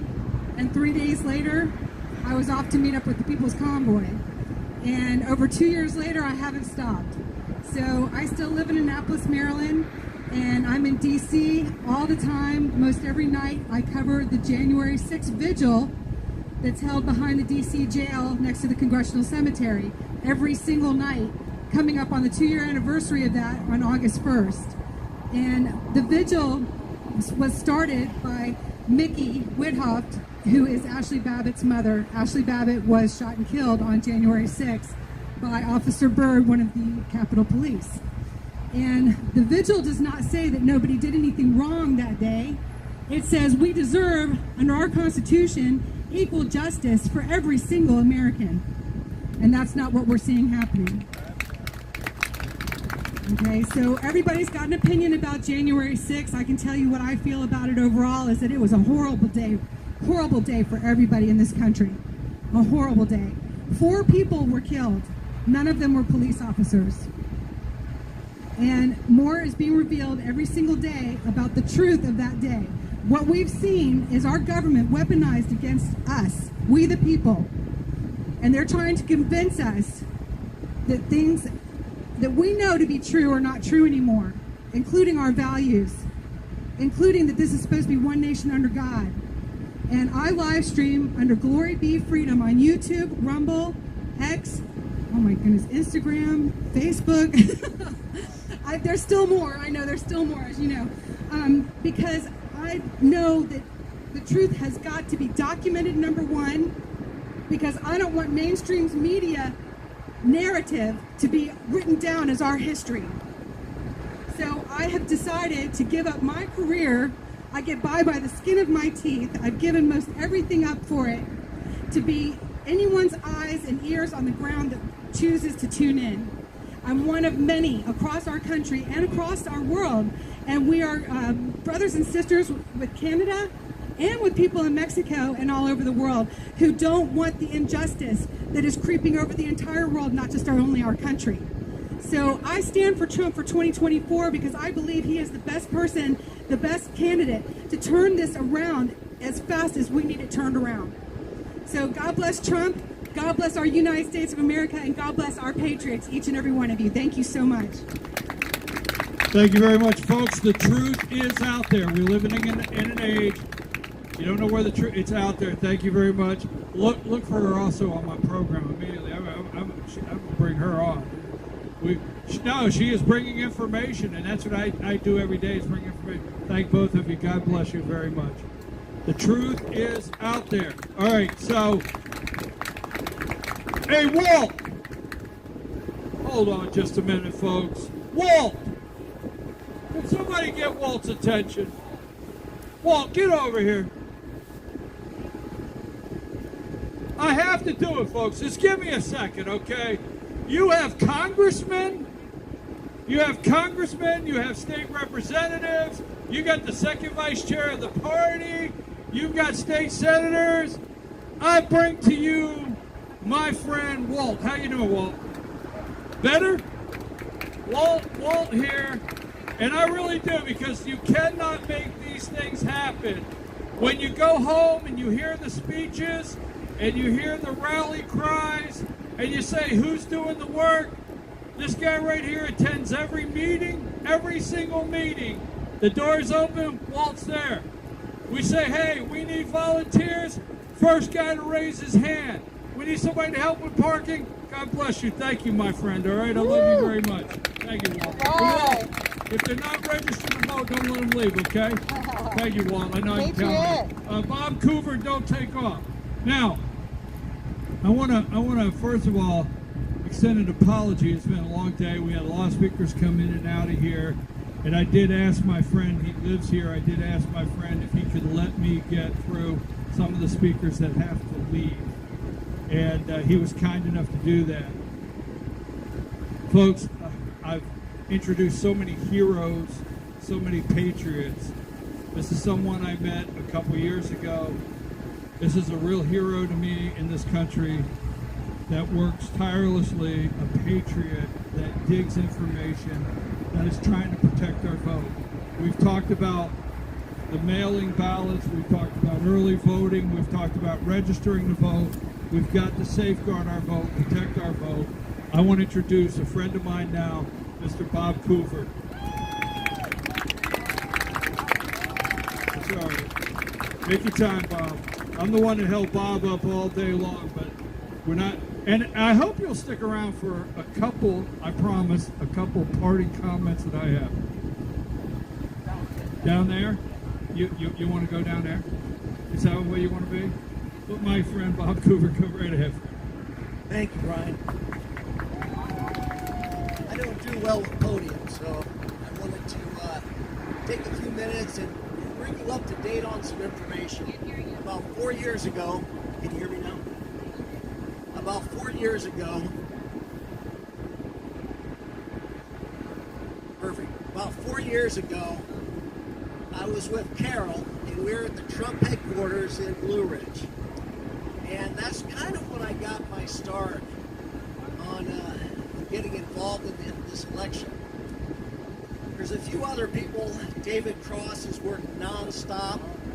Kim Brooks has worked nonstop. There's a lot of patriots in this state that just tirelessly work for free to find the truth. So 4 years ago, put together a simple book, 93 pages of Trump accomplishments.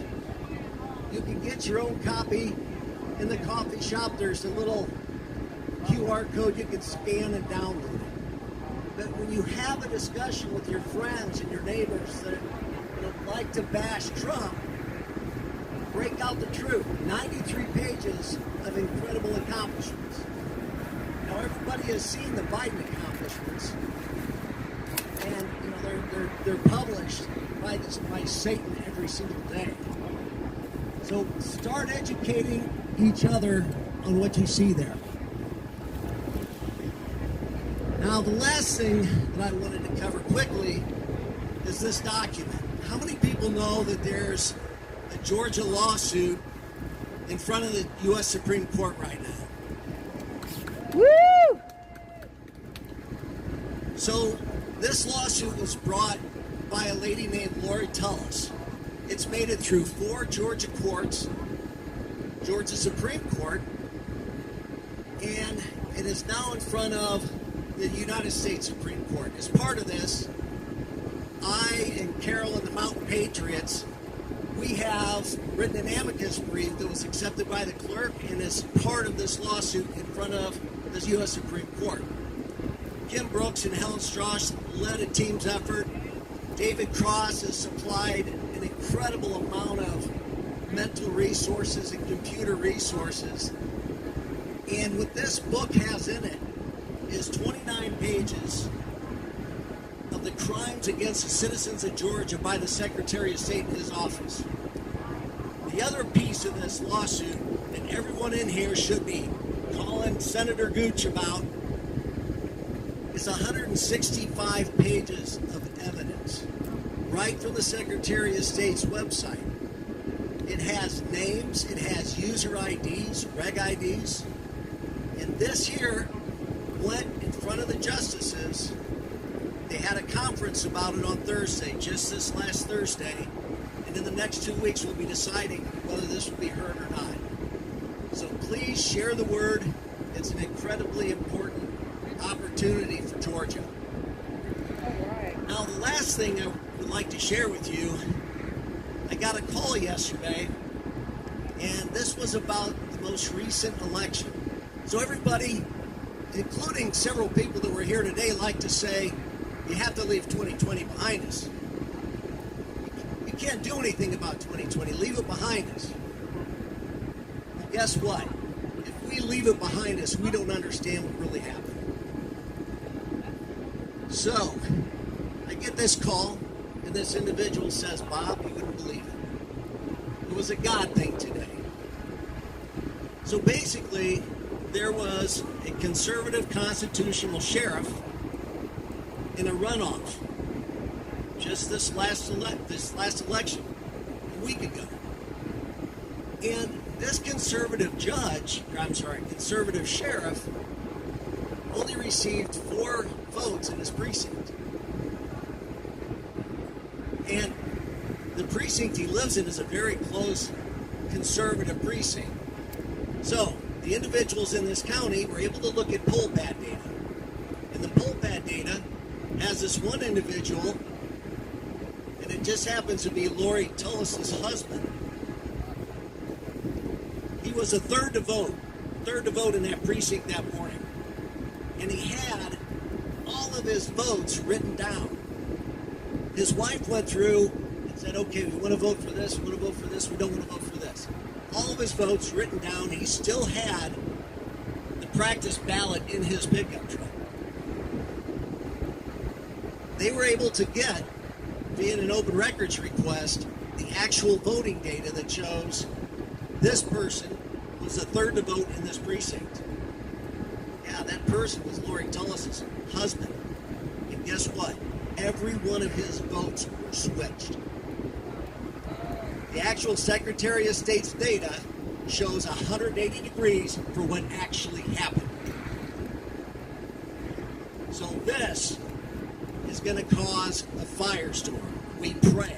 But it's going to take everybody here to be talking about this and get it to the right people. I gave Steve Gooch a copy of the lawsuit today, and I told everybody I can about what just happened on this last week. Spread the word. This was a constitutional sheriff, so you know there's going to be action coming from his part. So God bless everybody here. God bless President Trump. Stay cool today. Woo, thank you. Bob, thank you very much. Yes.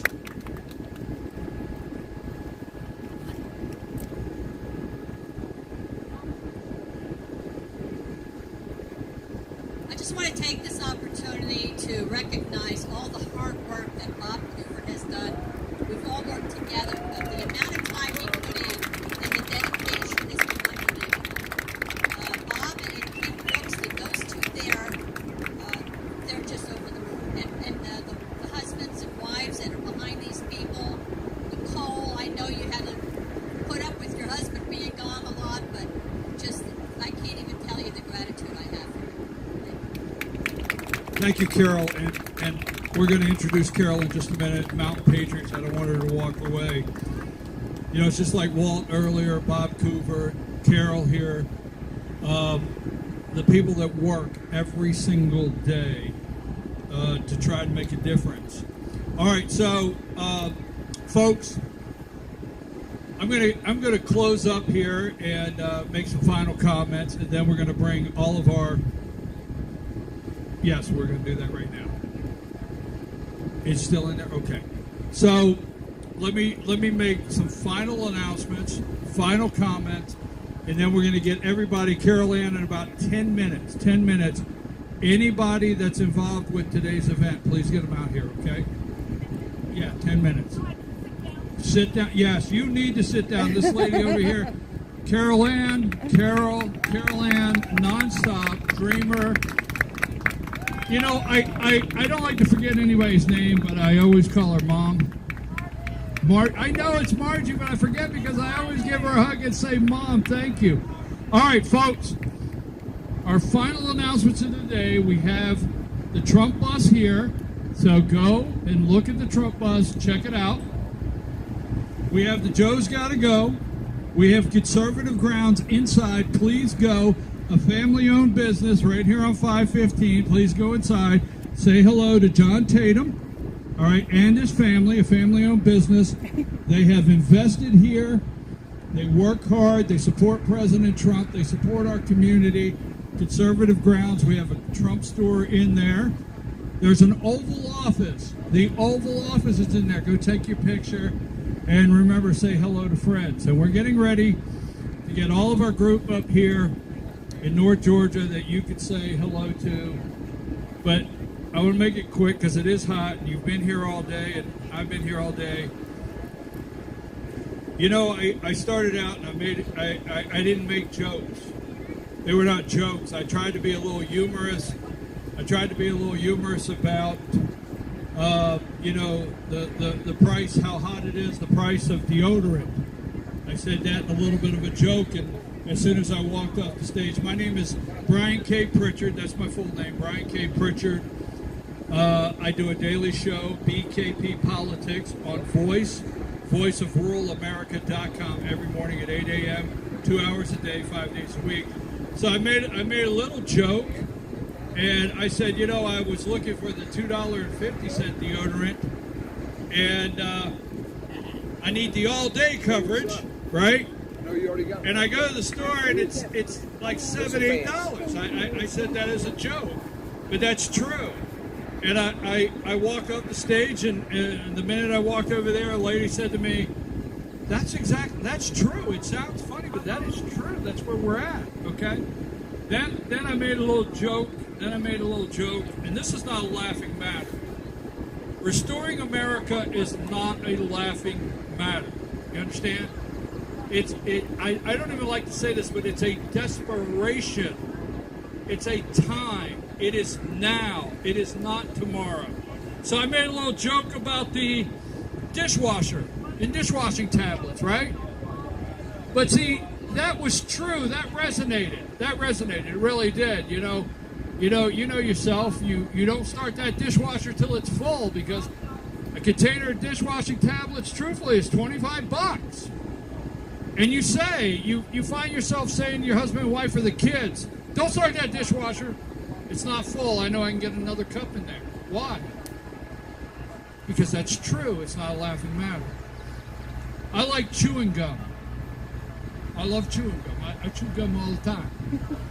So I get a bag of chewing gum. I go to the store and I get a bag, 120 pieces in a bag, right? And I go home, I get the bag of juicy fruit, and I got that bag on. And every time I go to get that bag, to get me a piece of gum, my two dogs run and sit right in front of me. They think it's a treat bag. They think I got treats. But that bubble gum cost $8.43. What? I'm like, what? No, this is not a laughing matter. $8.43 for that bag of chewing gum. Now, here's what aggravates me the most, and what you'll find in my program is what they want to lead you to believe. That's what I say every day on my program. Every single thing you watch, think about, what are they trying to get you and lead you to believe? Not what your eyes see. They don't want you to believe your eyes. We learned a new one this week. They're calling it a cheap fake. They don't want you to believe that Joe does fall down. They don't want you to believe that Joe fell off a bicycle. They don't want you to believe that Joe can't walk up a set of steps. They don't want you to believe that when Joe gets done, he does not know where and what direction to get off the stage. They do not want you to believe that if a sky plane goes over, that he gets lost in measurement. They do not want you to believe that. They call it a cheap fake. You didn't see it. Now, this is not a laughing matter. All right? They don't want you to believe that they planned a pandemic for 2020. And if we were here and we went into the things that they tried to manipulate and tried to get you to believe or think never happened, we have a long list. This is not a laughing matter, folks. I make little jokes out of it. You see Joe wander off. You see Joe shake hands with the invisible man. And it's a little funny. But this is not a laughing matter. Restoring America is not a laughing matter. Winning in November is not a laughing matter. Returning the country, not just to you. Now, I don't get into the age thing, all right? Because Joe's 81. My mom is in her 80s, and trust me, she can run the country. Joe can. So I'm not knocking someone in their 80s. I love my mom. I think my dad was 83 when he died. My dad died with COVID, not from COVID. They shoved my dad in a hospital room. They shoved him in a hospital room. The last people on earth after 83 years that my dad saw before he met his Lord and Savior were doctors in complete, full, like they were touching a nuclear radiation. Okay? They want you to forget that happened. They don't want you to think you saw something. They don't want you to know what's going on. But see, I brought Antonio up. I do it every day. I get up at 4 a.m. Somebody's got to get the world started, right? There's the bread man and BKP, right? Milkman, bread man, and BKP. I'm up at 4 a.m. You know why? That's when they drop the corrupt narrative of the day. That's when they start running the narrative that they want those people driving by of the day to hear and think. You see, I don't know this lovely lady over here. I know her now, right? GloryBee.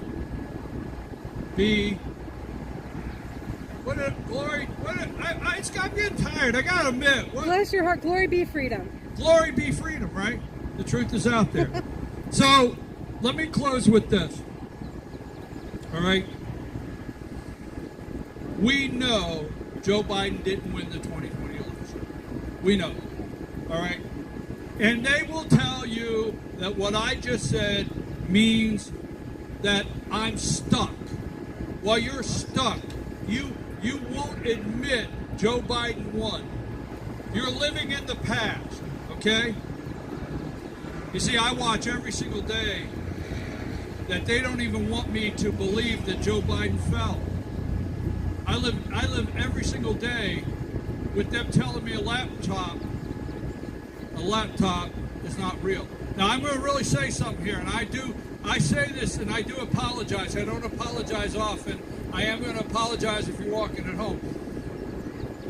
Joe Biden's family is nasty people. They're nasty, disgusting people. Okay? The diary's true. The man took a shower with his damn daughter. Now, I'm sorry I said that out loud and on video and for everybody to hear, but it's true. These are killers. They will kill. They're corrupt. They will steal. They will lie. They will cheat. And the only thing standing between them is really not Donald Trump. Right? No. It's really not Donald Trump. Donald Trump's going to court every day. Donald Trump's campaigning everywhere. Donald Trump's on TV. Donald Trump's fundraising. He's doing what he can. The only thing that stands between the Biden corruption in this world is you and I. Not Donald Trump. Why would I not be shocked that the person that gets it right is right over there? We the people, us. We're it. We are the buffer. We are the stand-between. We are the go-to. Now, I'm going to vote for Donald J. Trump. Period. End of story. I'm ready to do anything I can on a daily basis if it means coming up here and standing in the hot sun for 5 hours. Getting up at 4 a.m. I scour everything all across this world. Putin is meeting in Vietnam. Putin is meeting over in North Korea. North Korea is dumping 15 tons of shit on South Korea. I'm sorry to say it that way, but that's what he did. He dumped 15 tons, North Korea, Kim Jong-un, of feces on South Korea. They're fighting over there.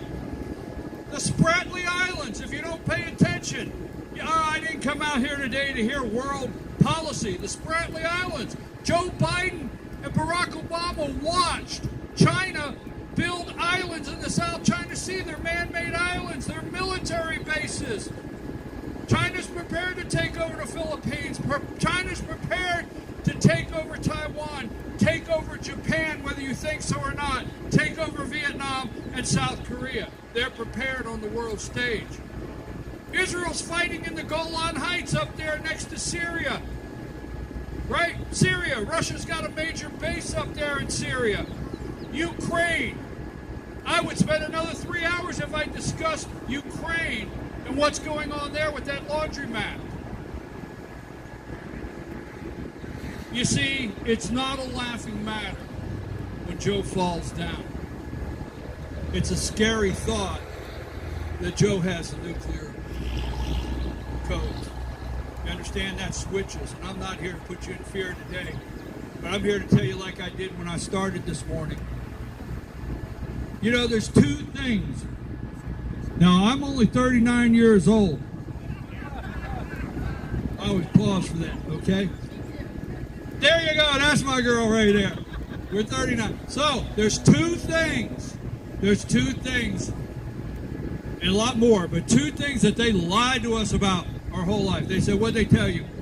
Whatever you do, don't talk religion and politics.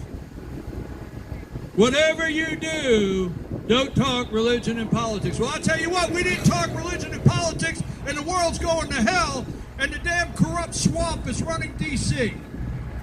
That's what you got. You didn't talk religion and politics. You didn't want to offend your neighbor. Right? That's right. Don't talk religion and politics. Religion don't belong in school. Well, I'll tell you something. I'm going to give a God bless to the governor of Louisiana today for signing a bill and putting the 10 Commandments. I put on social media, the left, somebody on the left, some whack job on the left went on there and said, you know, if they're going to put the 10 Commandments up in the school, maybe we'll take a picture of the 34 convictions and put that and post that on the school. And I went under Twitter and I said, I can't let that go. And I put it back out and I said, what bothers you the most? Thou shalt not steal, comma, elections? Which one bothered you the most? Thou shalt not kill? Vince Foster shot in the back of the head? That wasn't a suicide? Which one got you the most out of those 10 Commandments? So I always promise I'll close. You get off the, I don't care 120 degrees. I love this country. I bleed red, white, and blue.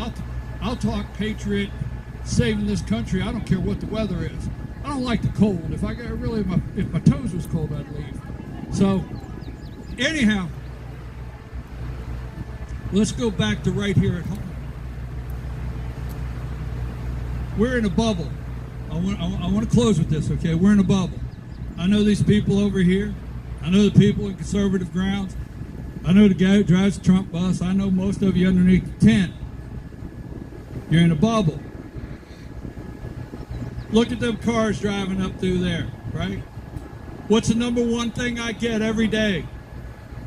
Why do you think people are not paying attention or getting involved or coming out to meetings? And why do you think?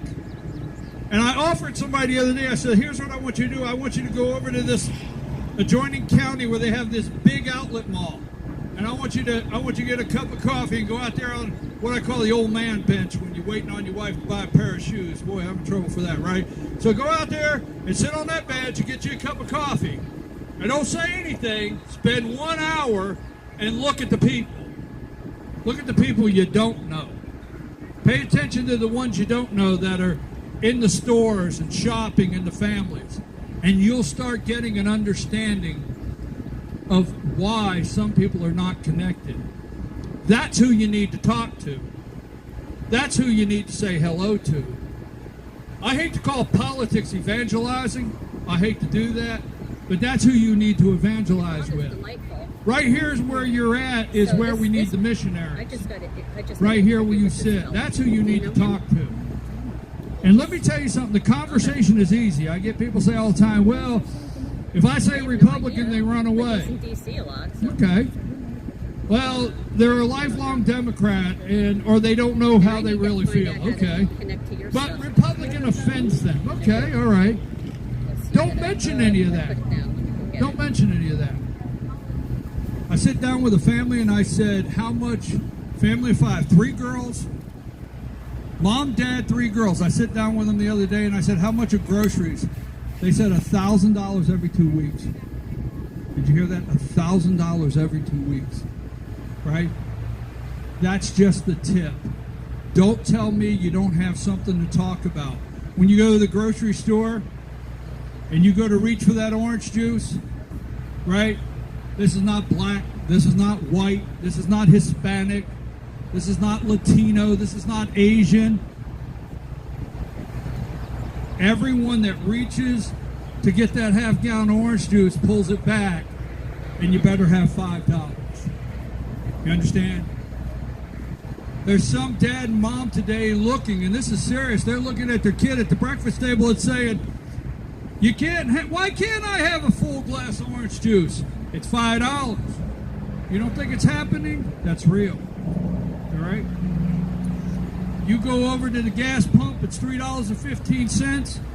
I don't care if the person on the other side has got blue hair, 6 earrings, something in their nose. I don't care what they got, how many tattoos. I don't care. I don't care if you look over there and you can't figure out what the hell it is. That's where we're at. But let me tell you something right now.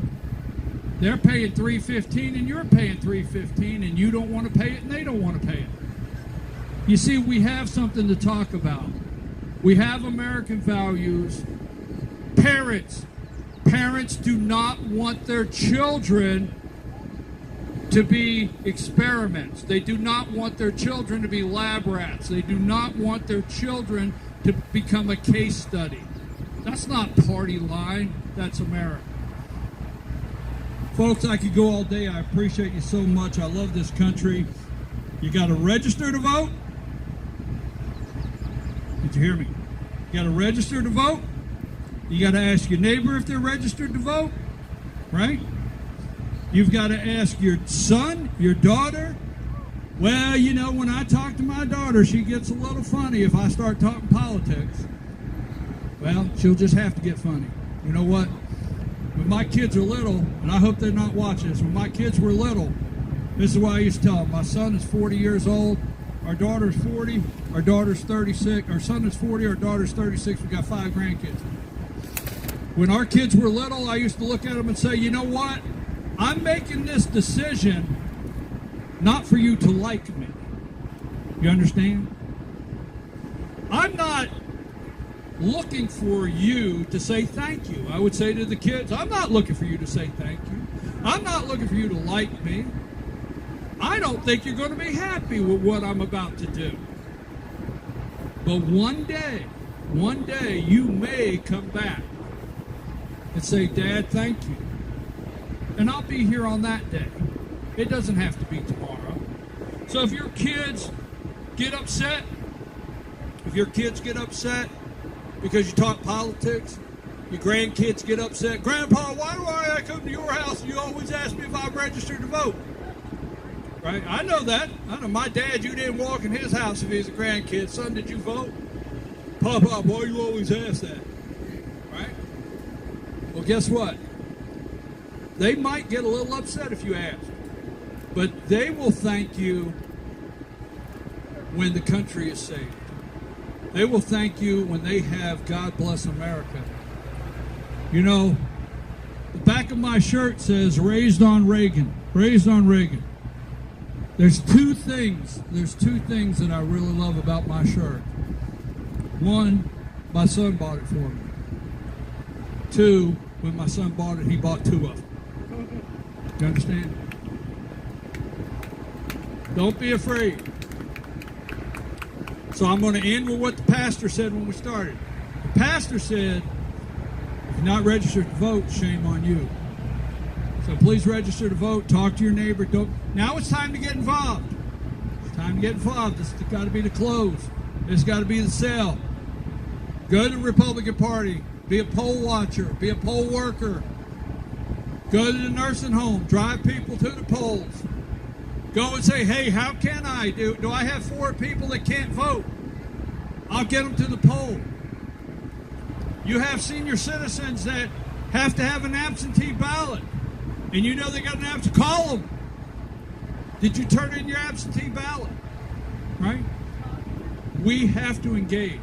Because we, the people, is what's standing between the Bidens, Susan Rice, right? Susan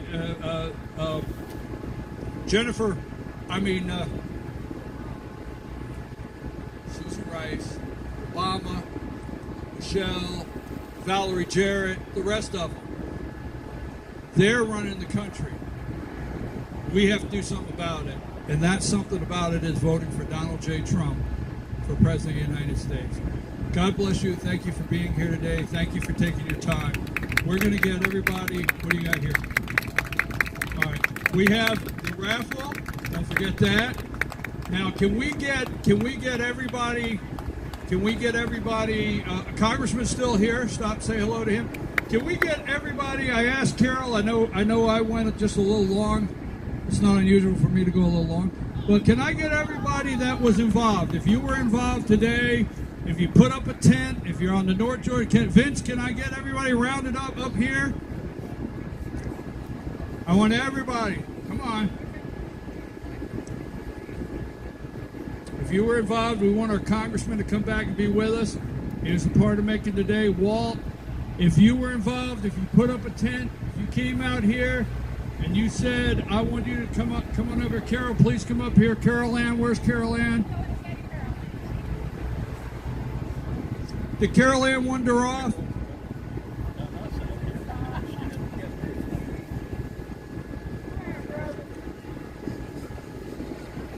Now, folks, as we're getting all these people together, we want you to see them before we leave today and close. Don't forget, every Friday, now Conservative Grounds is open, but every Friday morning we do a live program here. Every Friday morning at 8 a.m. we do a live program. We have a studio audience. We've had 35 to 50 people in here. You get to agree with my comments. You get to disagree. You get to boo. I don't like it when you boo, but you get to do that. You get to yell your opinion. It's a live studio audience, 8 to 10 every Friday morning right in here. We get together at 7 a.m. We have breakfast. We talk Patriots, and we go live at 8. So that's every day. And I want Carol Ann.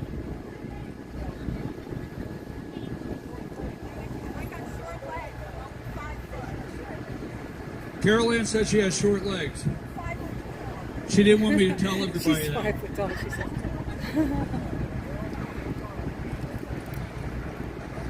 So, folks, when you come up here, we want to thank our Congressman Andrew Clyde for being with us today. We want to thank Antonio Jones for coming up today and being with us today from Gwinnett County. We want to thank everybody from Alabama. I didn't tell one of them ugly Alabama jokes like State Senator Gooch. I wouldn't do you like that. But anyhow, we want to thank everybody that came from Alabama. We had Perry, Georgia. We had Maryland. Everybody in the house. Everybody that stopped. And don't forget, was this a success? The horns are blowing all day long. They're wondering what we're doing. That's been the audience all day out on that highway, folks. What are they doing over there, right? So most of these people are the North Georgia Republican Alliance. Did I get that right? No. I got it wrong. We're the North Georgia Trump Alliance and headquarters. All right, folks, I have to say, I wanted to see how many corrections I would get and who would come up first. Carol is always, all right, so one more time. Get it correct. North Georgia Trump Alliance. Wow. North Georgia Trump Alliance. Trump Alliance. You got it? Thank you for putting up the tents. Thank you for the planning. Thank you for the help on the parking. Vince, Union County, please tell people when your meeting is briefly. We meet the second Tuesday of the month at 6 o'clock in the evening at the, trying to remember the name of the What's the name of the group officially? Concerned Citizens of Union County. Carol, the Mountain Patriots, could you come over here? Mountain Patriots here, right here in Fannin County. Tell us when you meet. We meet the first Thursday of the month at 6 p.m. at the Blue Ridge Senior Center, but not this next Thursday, not on the 4th. Not this next Thursday. Did you think I forgot you? You really thought I was going to forget you? All right, Jay, who wants to say it? Jay, all right, come on over here. All right, Liberty Group meets every. Liberty Group, one of the old Tea Party groups, and that's the first Wednesday of every month from 12:30. You get there anyway, 12 to 1. All right, so the Liberty Tea, the Double L restaurant, Liberty Tea Party Group, Mountain Patriots, Concerned Citizens of Union, folks all across North Georgia, White County, Lumpkin County, we don't want to forget anybody over that way, up in Raven County, don't want to forget Habersham County, Towns County, Pickens County, Raven, we went across the mountain. Texas, we had Texas in the house, Maryland in the house, Alabama in the house, Perry, Georgia in the house. Folks, thank you. Carol Ann, that was perfect. Thank you. All right, stick a fork in me, I'm done. God bless you, BKP. John Tatum, wait a minute. John Tatum, the owner of Conservative Grounds. If he asks for the mic, I give it up. Go ahead, John. The kitchen will close at 3. The most important announcement today. No, whoa. Here. One more. All right, we got raffles. Don't wait. We got raffles. Okay, can I have that? We're live streaming inside of the. Oh wow, Precious! Don't They've got drop us up it. on the big This screen. is our Donald Trump Old 45. Okay, that is over here. 1 ticket for $5. 5 tickets for $20. We have a 50-50 raffle. 50-50 raffle. I think they're drawing that. I think they're getting ready to draw that. What do we got here? Let Vince.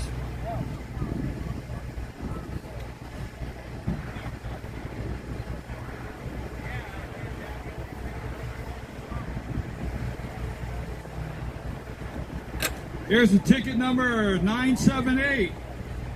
978 7018. 978 7018. And the winner is that Jarrell? Jarrell Status? Squirrel! Oh, that's Squirrel! That's not a J, that's an S. That's Squirrel, right? Where's Squirrel? I didn't know. I know we got a dreamer. You mean we've had a squirrel in the house all day? Squirrel's one of the bikers. Okay, so we have another poll. Do we have another poll, or is that one it? We got one more. All right, so we had Squirrel.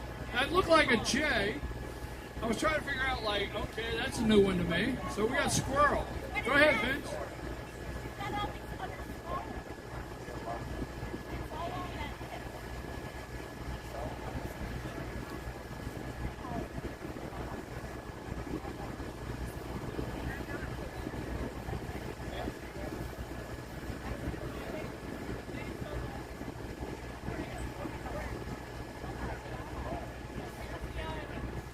50-50. 50-50 is... Oh, Bill Cagle. Where's Bill Cagle? Bill said give that to me. Bill's not here. I know he left. Bill left. You want to draw another one? Draw this one. If not, we will leave it in for the next 50-50.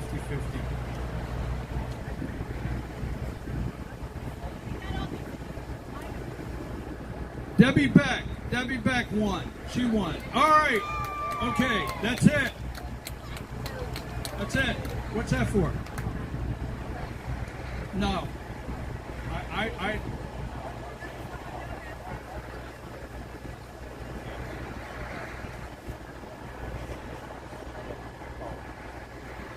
All right, folks, you don't have to leave. You don't have to leave. Stick around, shake hands, say hello to people. Again, go into Conservative Grounds, check out the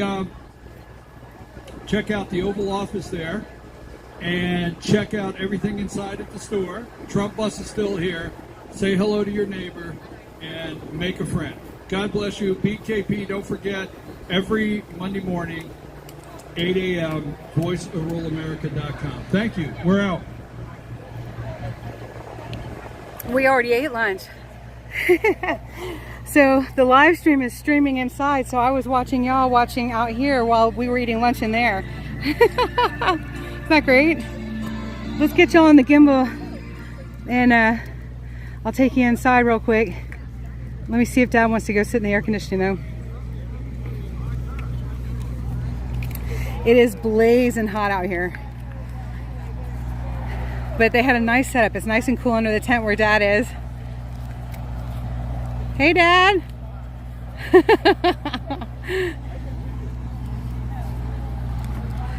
He just goes with it.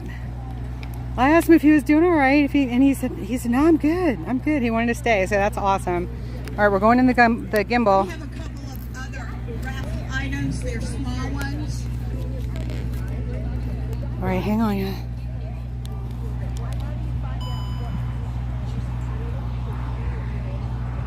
Hello.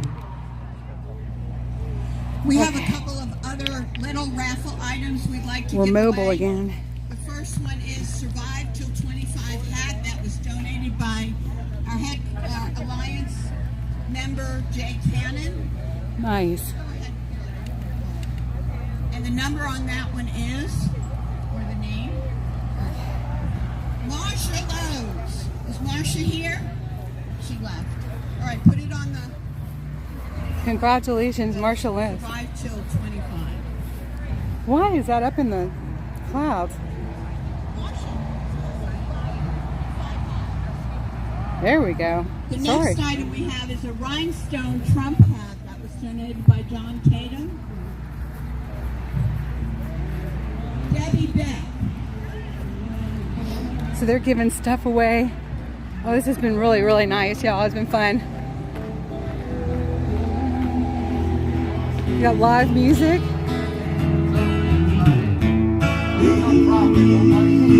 What you wanna do? I think I could stay with you.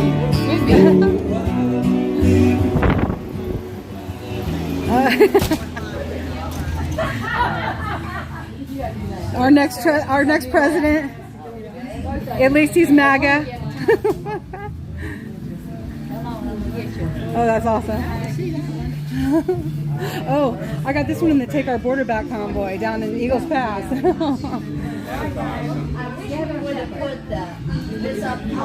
So we're in the Oval Office inside the Conservative Grounds Cafe. For any of y'all who missed this last time, the Trump train don't stop. That's right, on the road again. Hallelujah, welcome back. So we are watching us on the big screen. There's a little bit of a lag, but that's to be expected. God bless John and his wife and their family. They do a bang-up job. God bless you. So I met John the last time I was here. It is so nice to meet you. Oh, nice.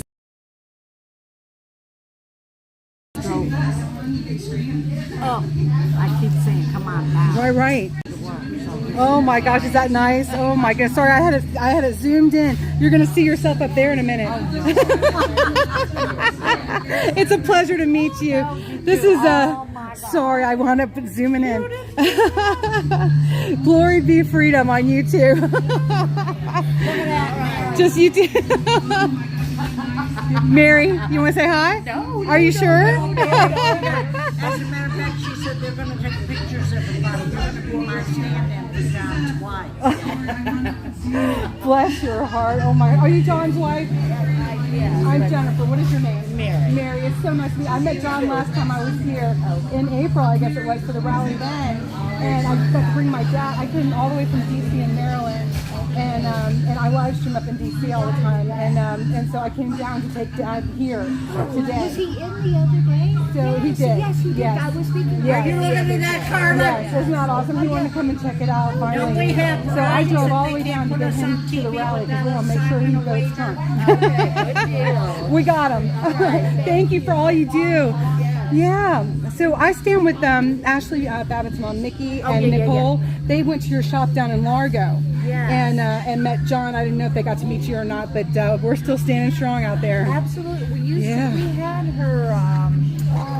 He showed me last time. Yeah. I think we're out of them. Yeah. But no, we did have those here as well. But I think we oh my gosh. Okay, we need to get more of the Ashley Babbitt bracelets for the Conservative Grounds Cafe. Awesome. Thank you for all you do. We think you're amazing. I'll be back. Oh. Awesome. So no, we're not going shopping today. I got a few things that are going to be in the auction tomorrow, and I showed you two of them. I didn't show you the third one. So, but I wanted to bring y'all into the cafe in case any of y'all missed it last time. Oh, I would love to sign. Mary, can I sign the wall? Is that okay? I'd love to sign. Everybody's like, did you sign the wall yet? Oh, thank you. Awesome.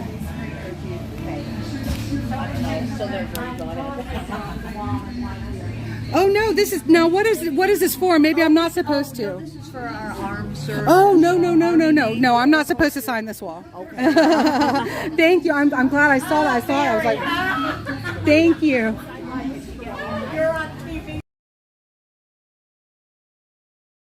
a second. Y'all can turn me off. All right, who else? All right, John, wave hey. You're on your TV. There's a lag. There's a lag. The phone got hot. Y'all are amazing. It's great to see you again. Good to see you again, too. Yes. So I came all the way down from Maryland this time just to make sure I brought Dad to the rally today. Good deal. So thank you for the emails. They're working, or else I would. Next time.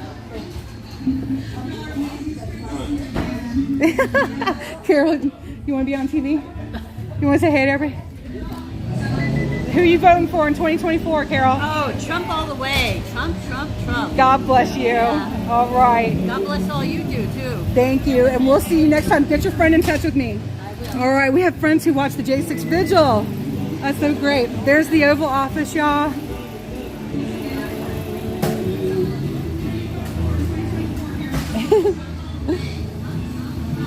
There you are, Carol. You're up there.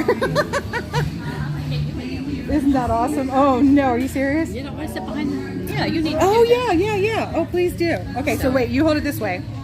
Okay. All right. Vote GloryBee for president.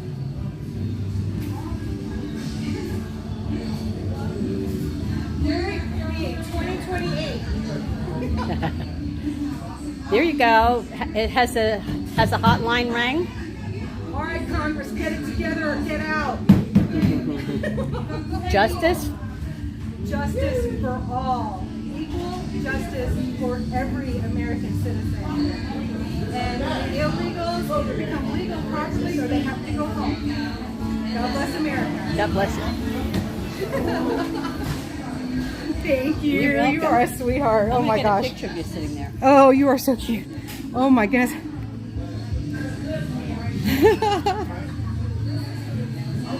Oh my gosh, it's y'all, it's the red button. What happened? We are going to keep on fighting, and we are going to keep on. I pushed the red button. What is the hat? Some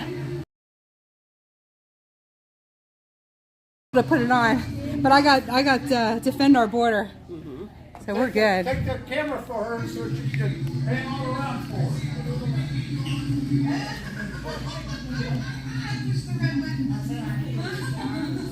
What is the hat?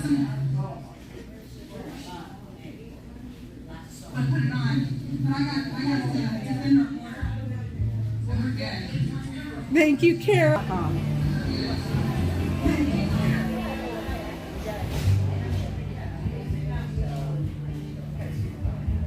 And we had lunch, y'all. If that's okay, that'd be great. Oh, thank you. Okay. We had lunch. We had waffle and chicken sandwich, and it was delicious. And it was good with syrup and with hot sauce. So you have to come down here to the Conservative Grounds Cafe. They've got a great menu and great coffee menu. Next time I'm here, I'm going to get a chai.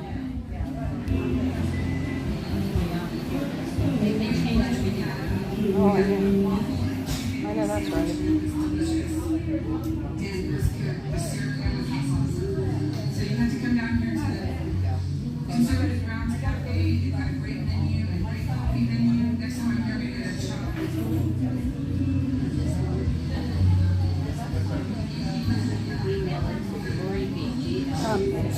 chai. So GloryBees, B-E-E-S. GloryBees. B-E-E-S, yep. No, not at yet. Sorry. So is there any? So GloryBees at, oh no, shoot, I can't remember. I'm sorry, back it up to, okay, 2022 at gmail.com.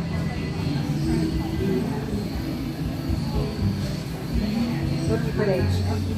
Bless your heart. You're as good as I am. You're as good as Oh, thank you so much, Carol. It was a pleasure to meet you. God bless you, and I will see you next time I'm down in Georgia.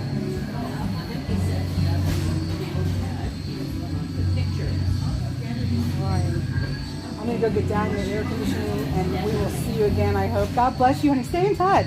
Definitely, and I've got your Come and jump in the chat. You will really enjoy it. We are a strength in prayer too. God bless y'all.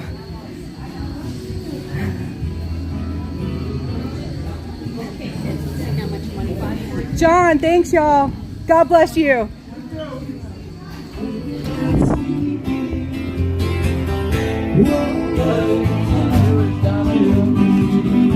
Yeah, it was so good. It was good. It was very rich though, but it was good. All right, let's see where Dad is. Oh my God, why are you sitting in the sun? Oh. Somebody got my seat, the singer. Oh no, all right. Oh my gosh. Well, let me, you guys, I'll tell you what, I'm gonna go ahead and sign off because Dad and I are gonna pack it up and get back into this air conditioning. But Dad, you never got to meet the man who drives the Trump bus. And he's from your area. Oh, is that right? What a guy, yeah, what a guy. But it's up to you, I'll let you decide. Y'all, I'm gonna go ahead and cut off the live stream. Thank you to everybody who joined in today. Including the guy that just photobombed her live video. Wait a minute, where are we? What's happening? Hey, Trump 2024. That's right. I mean, did he have a hell of a voice or what? Oh my gosh, beautiful. Beautiful, tenor almost. Are you like tenor? I guess. Almost. High baritone. Yeah, oh, wonderful. Really enjoyed it. All right, Brian, thank you. You remembered. Y'all don't forget, I showed you the last time I was here. Y'all don't forget, tune into his radio show. I'll be in touch with you, Brian. Thank you so much. That was very exciting. And I appreciate all you did today. Go get in the AC. All right. Y'all tune into his radio show. He's doing some important things for us. And this was amazing. Thank you so much, everybody. God bless you. Mama's going to be at the cabin, and we're going to have trout for dinner that she's going to make up, and that's going to be amazing. And then I will see you all tomorrow at 2 p.m. for a live auction where we will have Trump hats on auction too from the Trump 2024 bus. How awesome is that? So everybody come in, share it out. I shared the flyer again for the, I'll share the flyer again, and please share it out because boy, do I need a great auction, and I love y'all, and we're gonna have some fun from the cabin, auction from the cabin this time. God bless you all. Yep, we're gonna get Dad out of the heat. Thank you so much. I love you all. Glory be to God. See you soon.